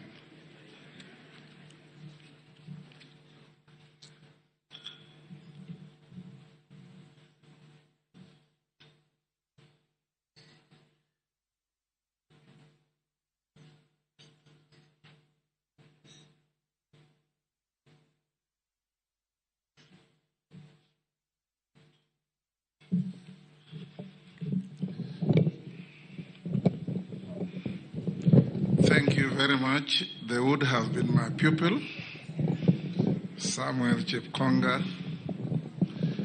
Your Excellency, we are getting to the near end of this very important event.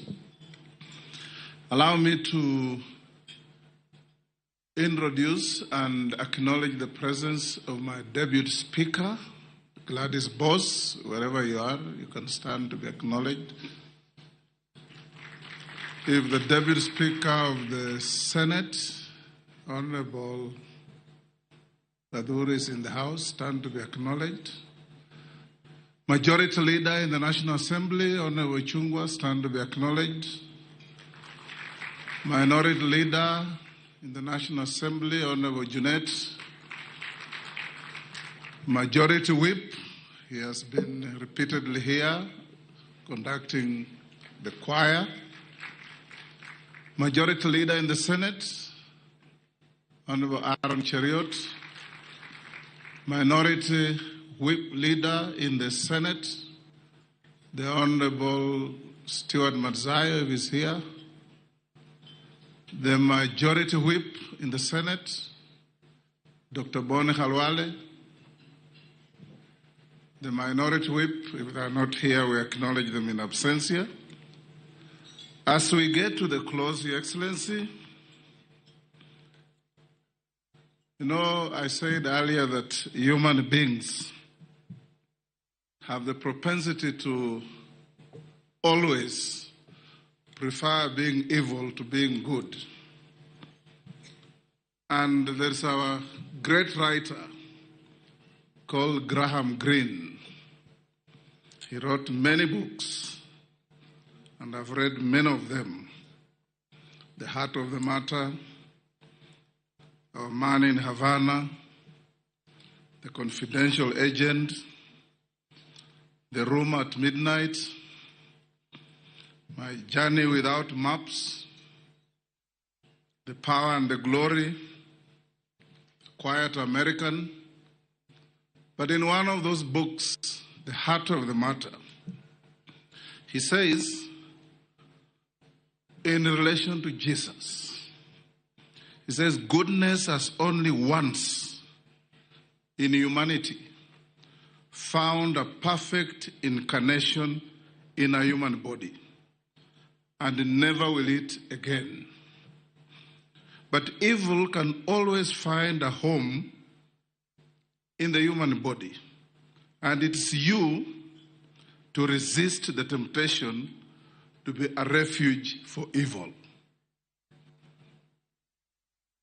I want to encourage us as Kenyans not to be the refuge for evil, to love one another, to appreciate one another, to lift those who are below us to where we are, and to pull those behind us to walk with us, and to resist the temptation to constantly look at the negative instead of the positive in each other, so that we can build a happy country. Allow me now to invite His Excellency, the Deputy President of the Republic of Kenya, the Honorable Professor Abraham Kithure Kindiki, to whom I have the distinction of having been his boss in the legal profession at one time. And as the paradox of life takes us, now he's my boss in the political arena. I invite him to come and say a few words, not amounting to a speech, and invite His Excellency to give us the keynote speech of the day. Thank you.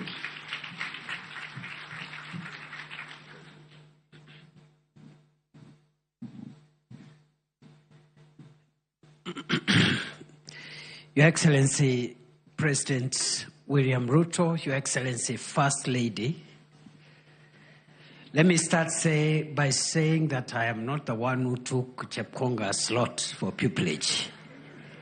Other than that, what Speaker Wetangula said is correct. I once worked in his law firm many years ago. Your Excellency, allow me to say the following. First is to thank all those leaders who came together to start this wonderful national practice of a National Prayer Day and National Prayer Breakfast.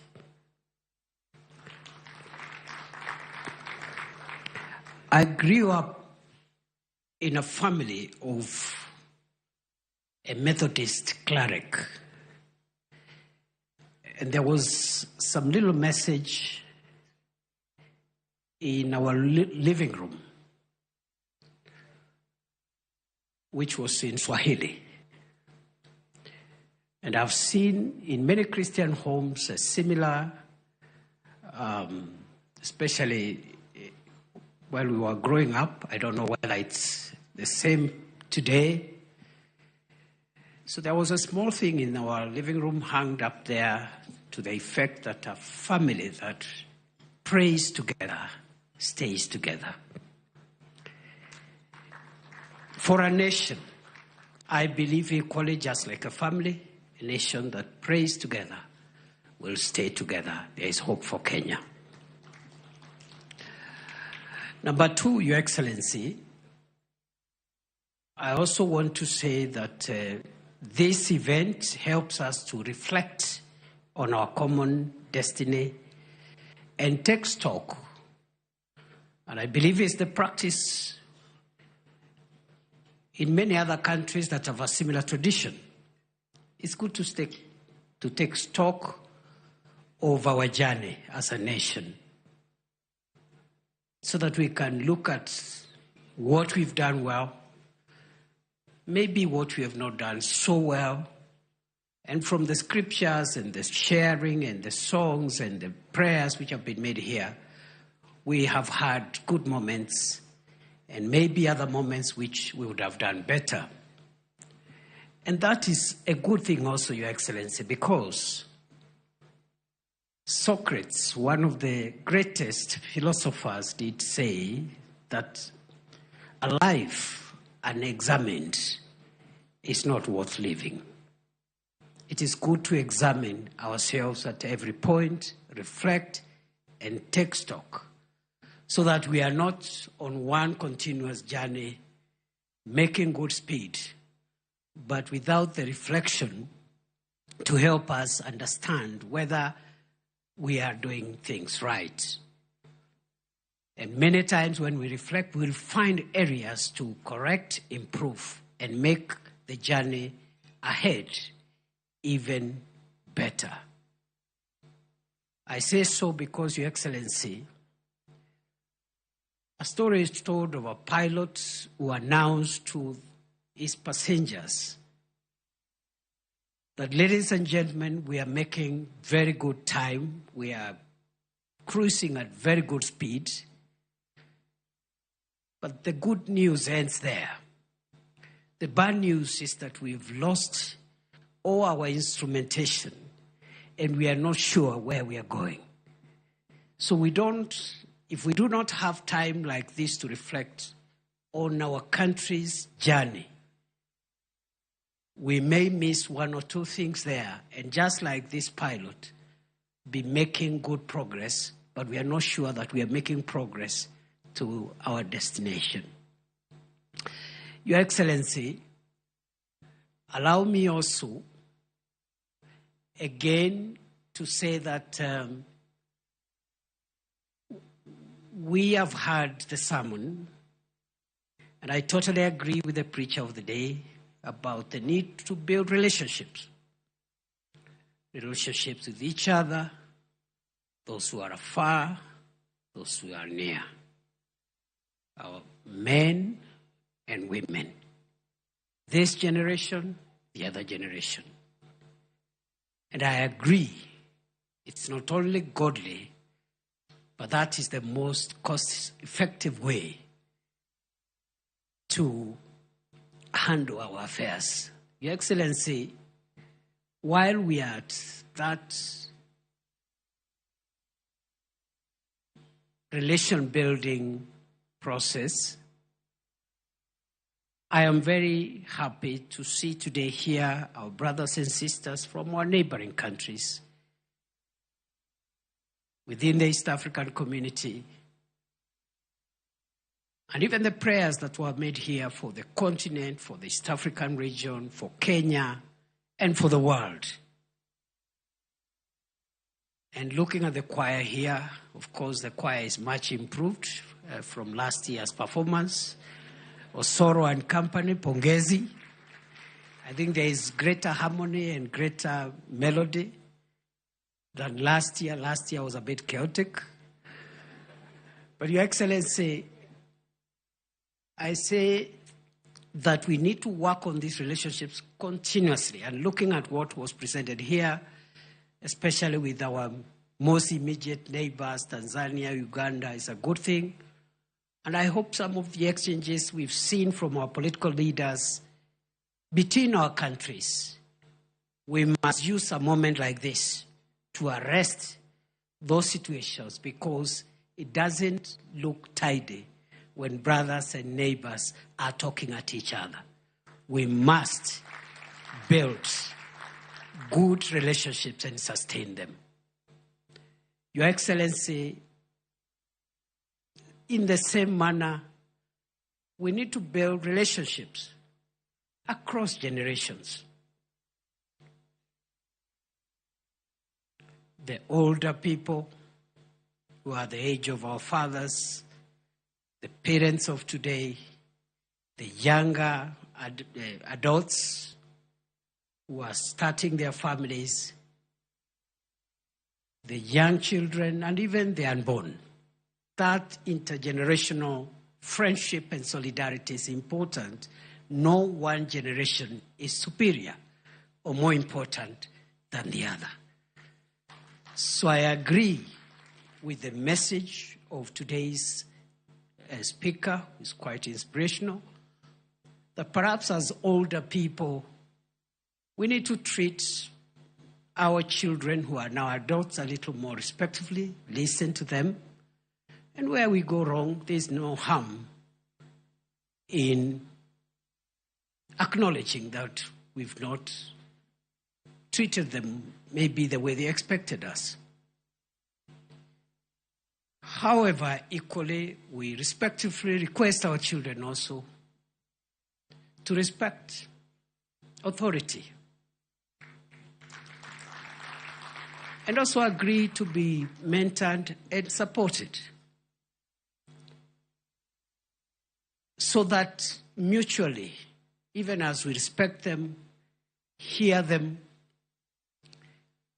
apologize when we are wrong, they should equally respect older people, even if not for any other reason, simply because they are older, because there are things that you'll not learn in any college. You will only learn them in the school of life. Your Excellency, therefore, as much as we agree with the need for us to reconcile and build relationship with our children, we respectively request our children also to realize that there is a role we can play, not necessarily in terms of science and all the beautiful things they know from the internet, but a few tips here and there that could make their otherwise powerful lives even more powerful going forward. Your Excellency, I want to stop there, and I want to say that National Prayer Breakfast is a good tradition. It's a place to soberly look at the progress we've made as a country and acknowledge the strides we have made and also the challenges we are facing as a nation. And when we go back to prayer, we will find the solutions to our national problem, undoubtedly. I want to end by illustrating that point with the story of a Christian boy who got lost while playing in the neighborhood. And when he got lost, he was found by an adult. But he could not remember exactly where their house was. But his father was a cleric, was a pastor. And they lived next to a church. And there was a big cross on top of the church next to the home of this little boy who had gotten lost. And so when the adult asked this boy, "How do I help you, son? How do I get you back home?" The little boy could not remember the name of the street, could not remember the corner next to their home, but he remembered that their home is next to a church and there's a cross the church.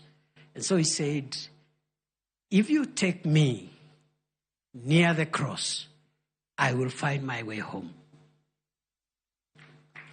Likewise, this breakfast, as much as we return here every year, it will bring us back to our destiny and redirect our nation to where it is supposed to end. I want to thank all of us. I was warned not to make a speech. I have ended up making one, but it is too late now for the speaker to take any sanctions against me, because at this moment, I want to ask us to be upstanding as we invite His Excellency President William Ruto to come and address us. Please, a round of applause for His Excellency the President.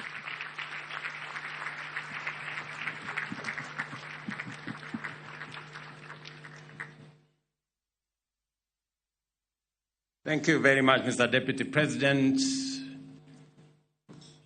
Excellencies, honorable members, ladies and gentlemen, good morning and take your seats.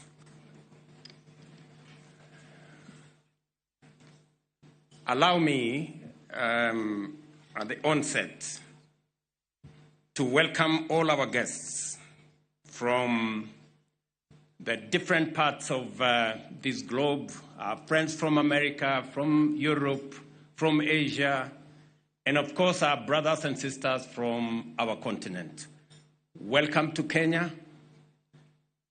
In the words of Ricky Bolton, welcome home.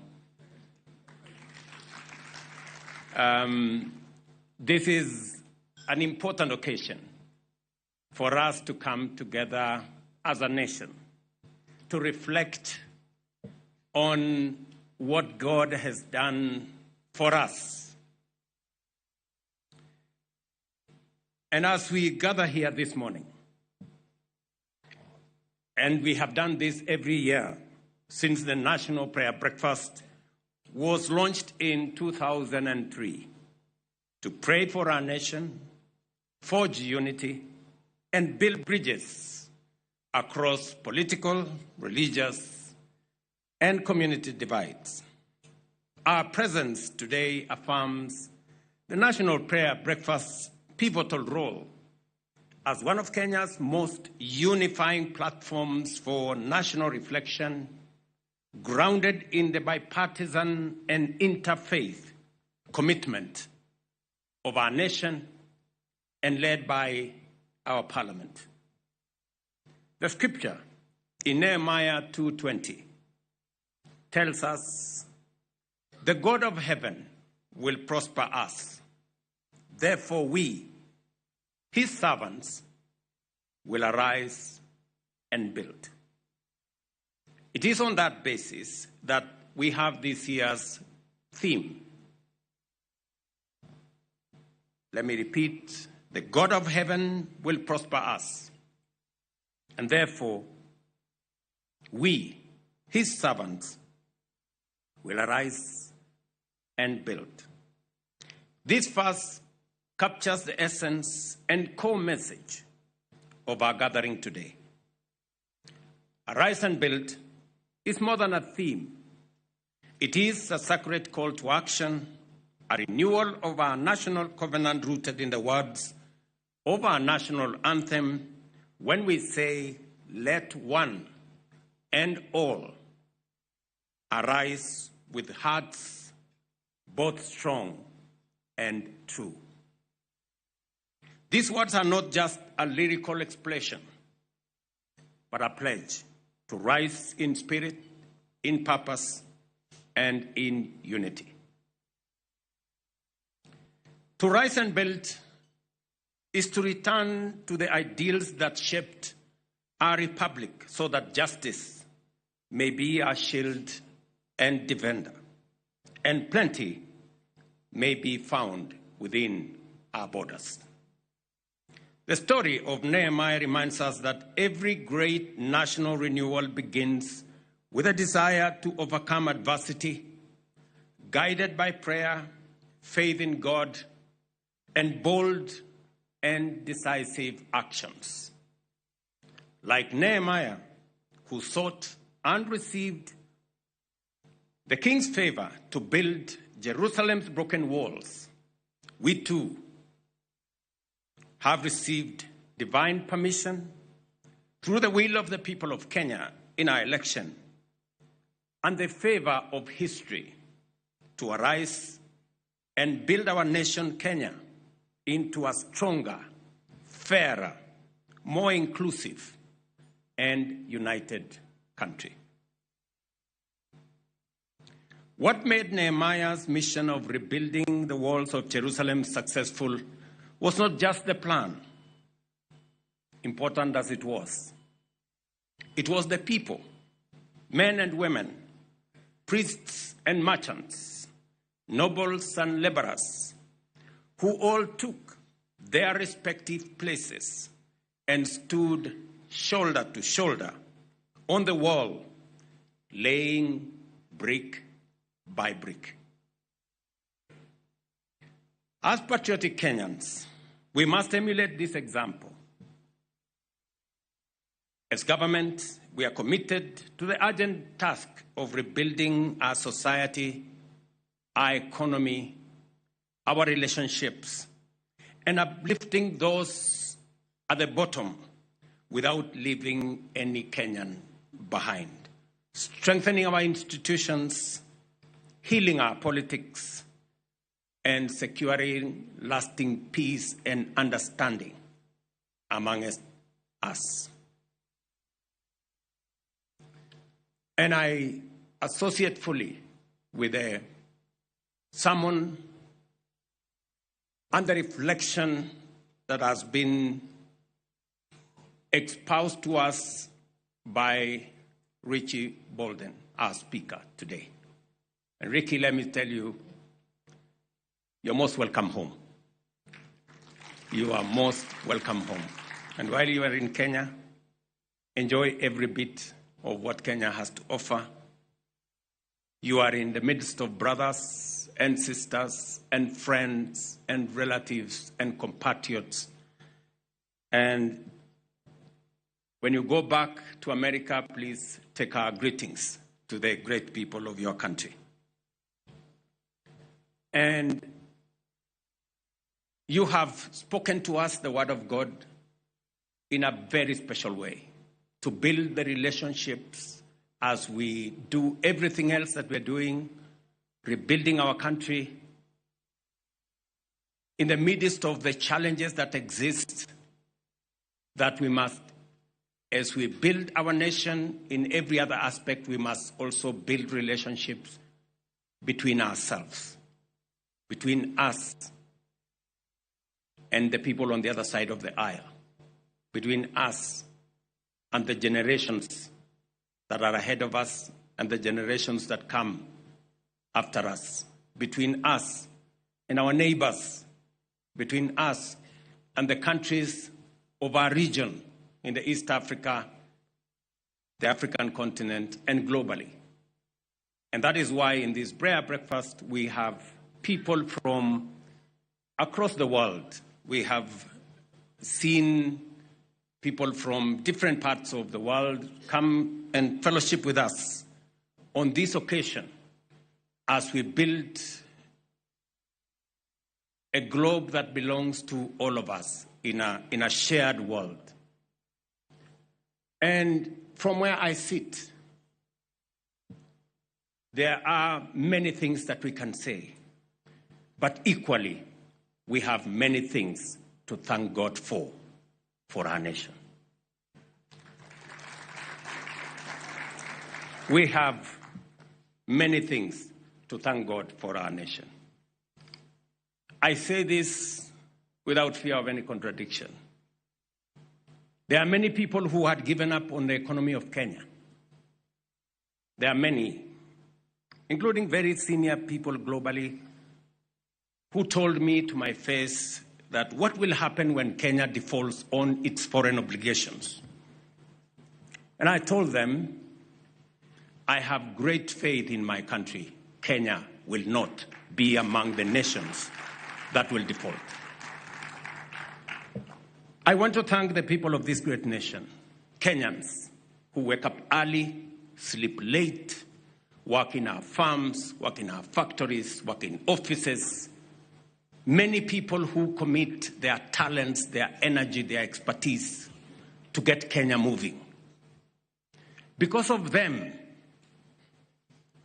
our economy today is different from what it was a few years ago. Inflation was at 9%, 9.6 to be exact, 3 years ago. Today, inflation in Kenya is at 4.1. It had actually gone down to 2.8. Our exchange rate was at 167. Today, for the last 10 months, our exchange rate has stabilized at 128, 129 shillings to a dollar. Today, our foreign exchange reserves are stable. Yesterday, I had an occasion to look at the numbers with Rosalyn, our principal secretary for diaspora. I don't know whether she's here. And speaking to diaspora and what they are doing in supporting our nation, in the last 2 years, people in diaspora have contributed resources to Kenya, going up from $4 billion. Last year, we reached $4.95 billion. In other words, our diaspora has contributed an extra close to $1 billion for the development of our nation. And so we can count as a blessing that God has healed our economy.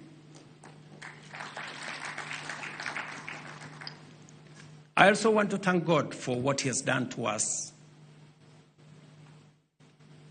especially in our agricultural sector and food production sector. A few years ago, not too long, we had stunts in our streets because of unga. I must say, and I must thank God, that God has given us favorable weather. And we want to thank God for the rains in our nation. For the last 2.5 years, we've had favorable weather. Our agriculture is doing well. We have increase in our tea sector. We have a better paying coffee sector. We have reformed our sugar sector. It is doing well. And our tea and our milk dairy sector is equally improving. We thank God for the blessing of having food on our tables, for having our agricultural sector moving in the right direction. Let me also say this. Our children are a heritage given to us by God.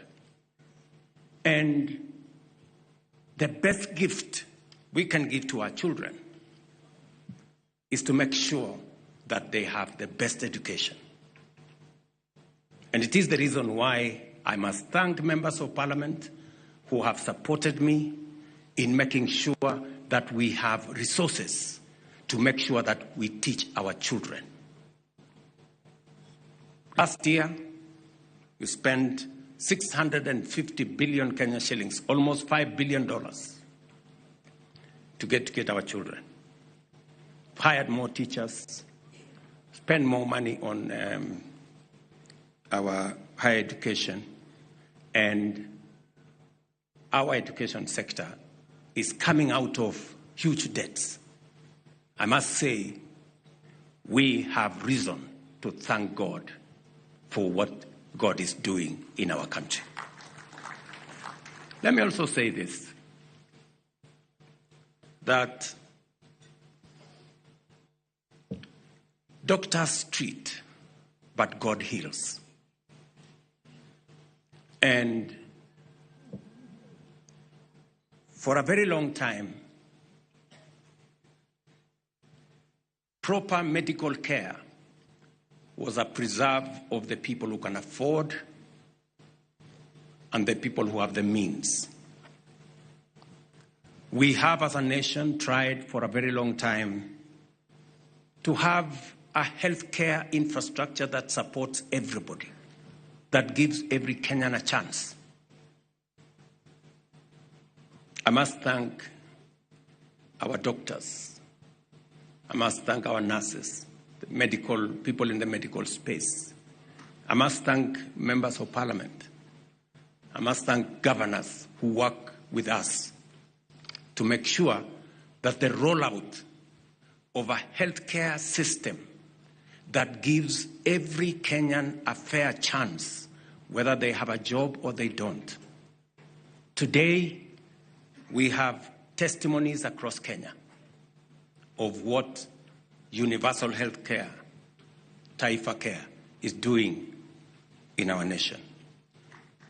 I must say, I am very proud that we have moved the number of Kenyans who today are registered on our universal healthcare space from what it was, about 8 million Kenyans.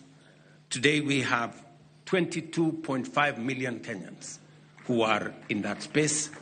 And the good news is that every day, I mean every single day, approximately 50,000 Kenyans register voluntarily on our universal healthcare portal. And the future is going to ensure that no Kenyan is left behind on such an important subject as the health of the citizens of our country. And it hasn't happened because of one person or a few people. It has taken the collective effort of all of us as a country, as a nation, to get ourselves where we are. And it speaks to what Nehemiah is telling us about rebuilding the wall. It wasn't a Nehemiah project. It was a project of every person. In fact, if you look at what the scriptures say, even as they rebuilt the wall, they were holding on one hand weapons to make sure that they are safe, and on the other hand, they are rebuilding the wall. They were multitasking to make sure that the wall was built. I am asking us, as the people of Kenya, for us to work together. I had a moment of great reflection last week when I went to hand over keys to the first 1,080 homeowners, people we have given a chance because of our housing program.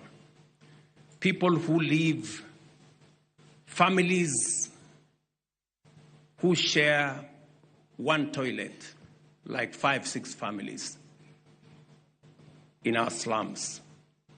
People who otherwise had no hope of ever owning a home. Today, they live with dignity.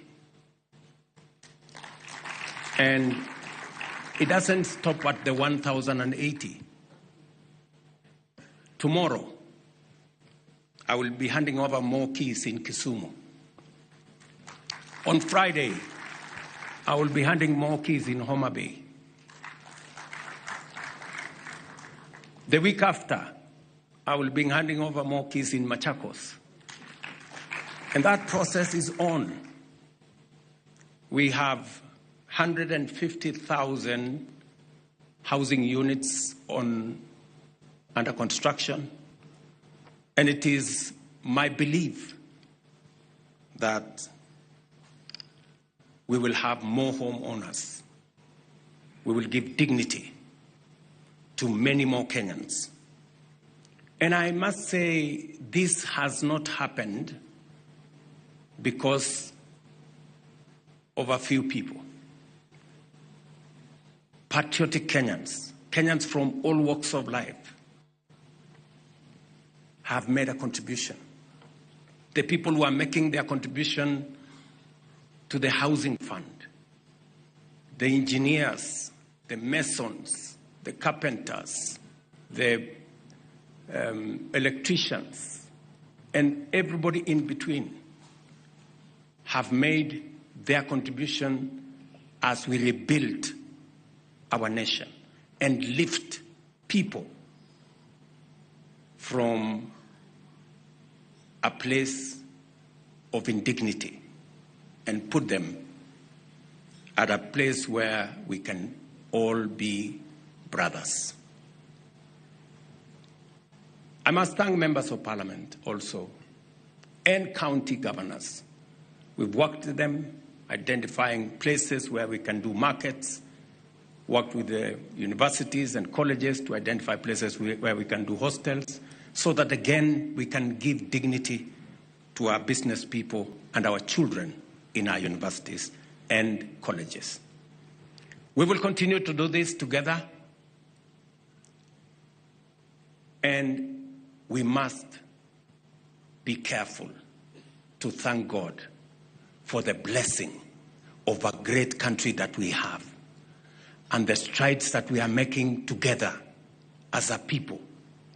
And even as we rebuild relationships amongst ourselves, with our sons and daughters, with our children, with neighbors, with our neighboring countries, and all round, we must be careful always to thank God for what God has done to us and for us as a nation.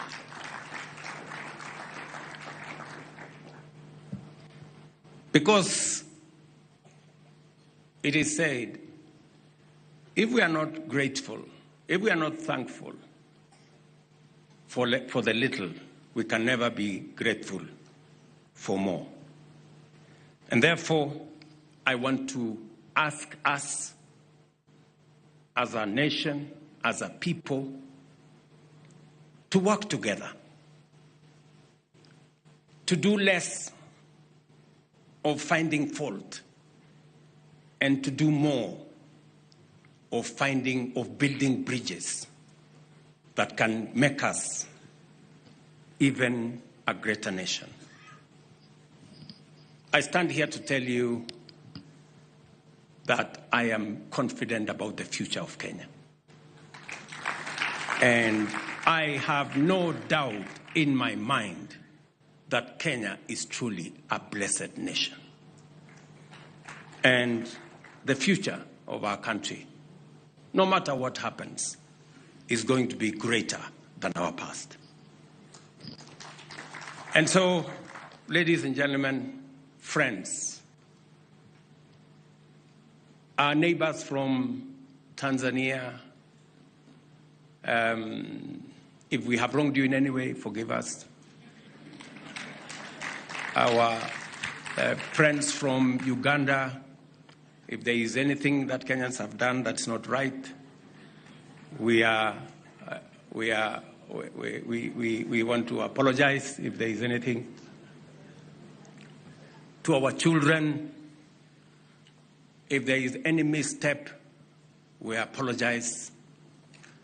To our neighbors, if there is any misstep that we have done, we want to build the relationship that will make our country great and will take us forward.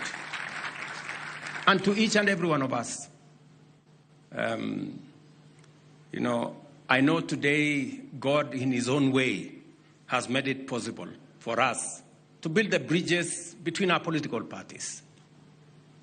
We now have a broad-based government that brings us more people, more citizens, more into one ecosystem that we can plan together, we can work together for the greater good of our nation. And I want to remind you, great people of my country, the words of Psalms 133, verses 1, 2, and 3. And I want to paraphrase to say that the Word of God tells us how good and how pleasant it is for brethren to live together in unity. It is in God's perfect will and plan for us to live together in unity across political divides, across our communities, across our religious divides. We live together in unity because there is a reason. Verse 3 says, where there is unity, God commands a blessing. There is a dividend for unity. And that dividend is God's blessing. And so, friends, as I speak to the future of this great nation, I will paraphrase the words in Daniel 11:32 that say, for those who know their God,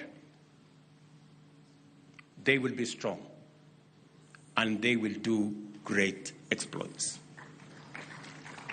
Because as a nation we know our God, the God we believe in, this nation is going to be strong and we are going to do great exploits. Thank you very much. God bless you. God bless our country. God bless our neighbors. And God bless our friends who have come to join us today.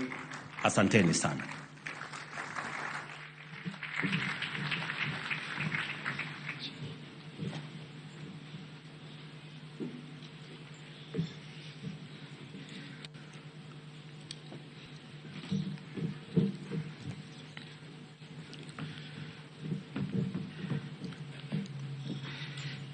Thank you, Your Excellency.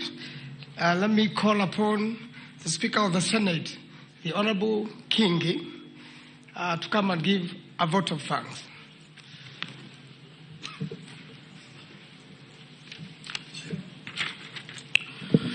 Your Excellency, the President of the Republic of Kenya, Her Excellency, the First Lady, Mama Rachel, His Excellency, the Deputy President, and your lovely wife.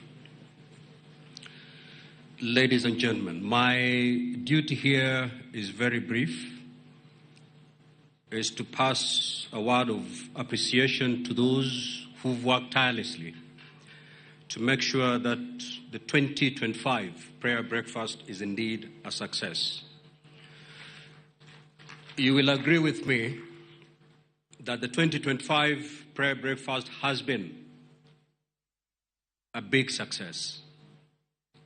Now, the Swahili say, ukiona velea, jua vimeundwa. Behind this success, the men and women who've worked tirelessly, slept less to make sure that we have this event. These are the people I'd wish to acknowledge and appreciate for their big support for making sure that we have this wonderful event today. But first, allow me to thank the Almighty for giving us the gift of life and allowing us to gather here today to fellowship. Were it not for His mercies, all these plans would have gone to waste. So our first appreciation goes to the Almighty God for gathering us here to fellowship together. We also want to appreciate the presence of His Excellency, the President of the Republic of Kenya. Mr. President, thank you so much for finding time every year to lead this nation into prayer. You have acknowledged indeed in your speech here today that without God, nothing will be possible. Mr. President, the word today that has been spoken to us speaks directly to you as our leader and also speaks to us as Kenyans. The book of Nehemiah is not just intended for the leader, it is also intended to those who are supposed to follow the leader.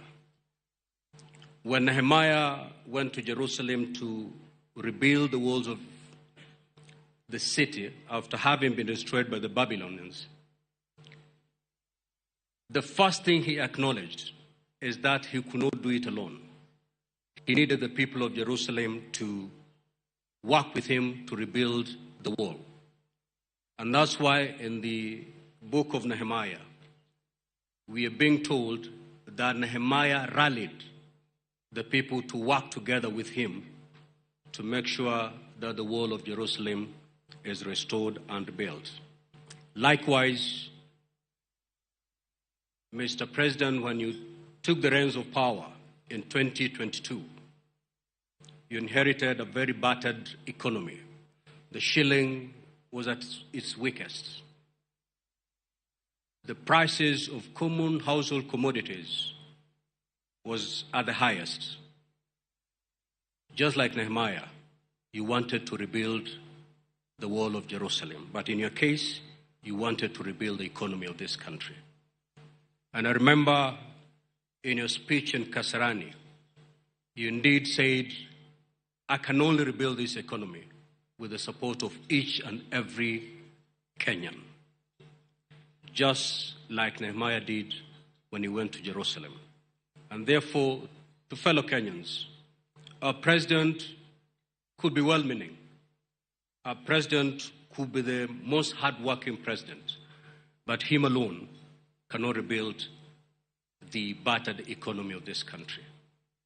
Each one of us have a role to play in rebuilding this country. And I'm reminded of the words of John F. Kennedy in 1961 during his inaugural address. And he said this, ask not what your country can do for you. Ask what you can do for your country. Fellow Kenyans, we have a responsibility. Yes, we have a leader who has a bigger responsibility, but if we leave it to the president alone, this country will not be rebuilt. I think that is what I picked from the message today. Now, we have our 2025 sponsors who gave in kind and in cash to make sure that this event is a success. The first, of course, is the Parliament of Kenya, both the Senate and the National Assembly. The second is Kenya Power and Lighting Company, followed by NK Brothers, small groups, not as in small groups, but that is the name of the group, small groups. And the fifth one is Mburu of Landmark. These were the 2025 sponsors. We want to say a big thank you, asanteni sana, for standing with us to make sure that we have a wonderful event today. Now, we have the legacy sponsors, ABC Bank, Almasi Beverages, APA Insurance, Bamburi Cement, Bidco Car and General, Cooperative Bank, World Vision, Stardom Hotels, Sanlam, Safari Park Hotels and Casino, the Privatization Commission, Parklands Baptist Church, National Cohesion and Integration Commission, NK Brothers Limited, Makiga Limited, Qual Agencies, Jumbo Came Kenya Limited, East African Portland Cement, DT Dobi Kenya, Wonder Joy Party World, and small prayer groups. These are the institutions that came out to stand with us to make sure that today we have this very, very successful event. In the event that your name has missed out from this list and you stood with us to midwife the success of this event, please do not take offense. I also say thank you to you. Now, of course, without our guest speaker, this event would have been hollow. And therefore, we want to pass appreciation to Dr. Rick Bolden for flying all the way to from the United States of America back home, as he said, to come and talk to us, to share that which God had given you, to share with your brethren. Lastly, to all participants from within and beyond the Kenyan borders, thank you so much for finding time to come fellowship with us, pray with us, worship with us, and praise the Lord with us. This tent is such a wonderful dome.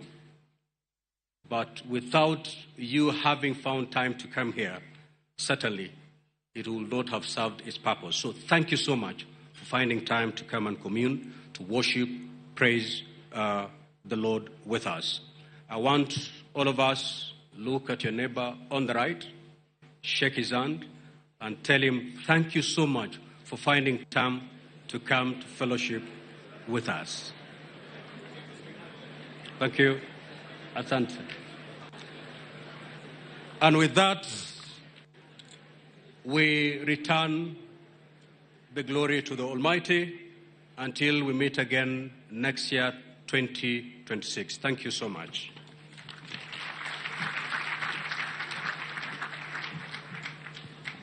A lot of applause for our speaker.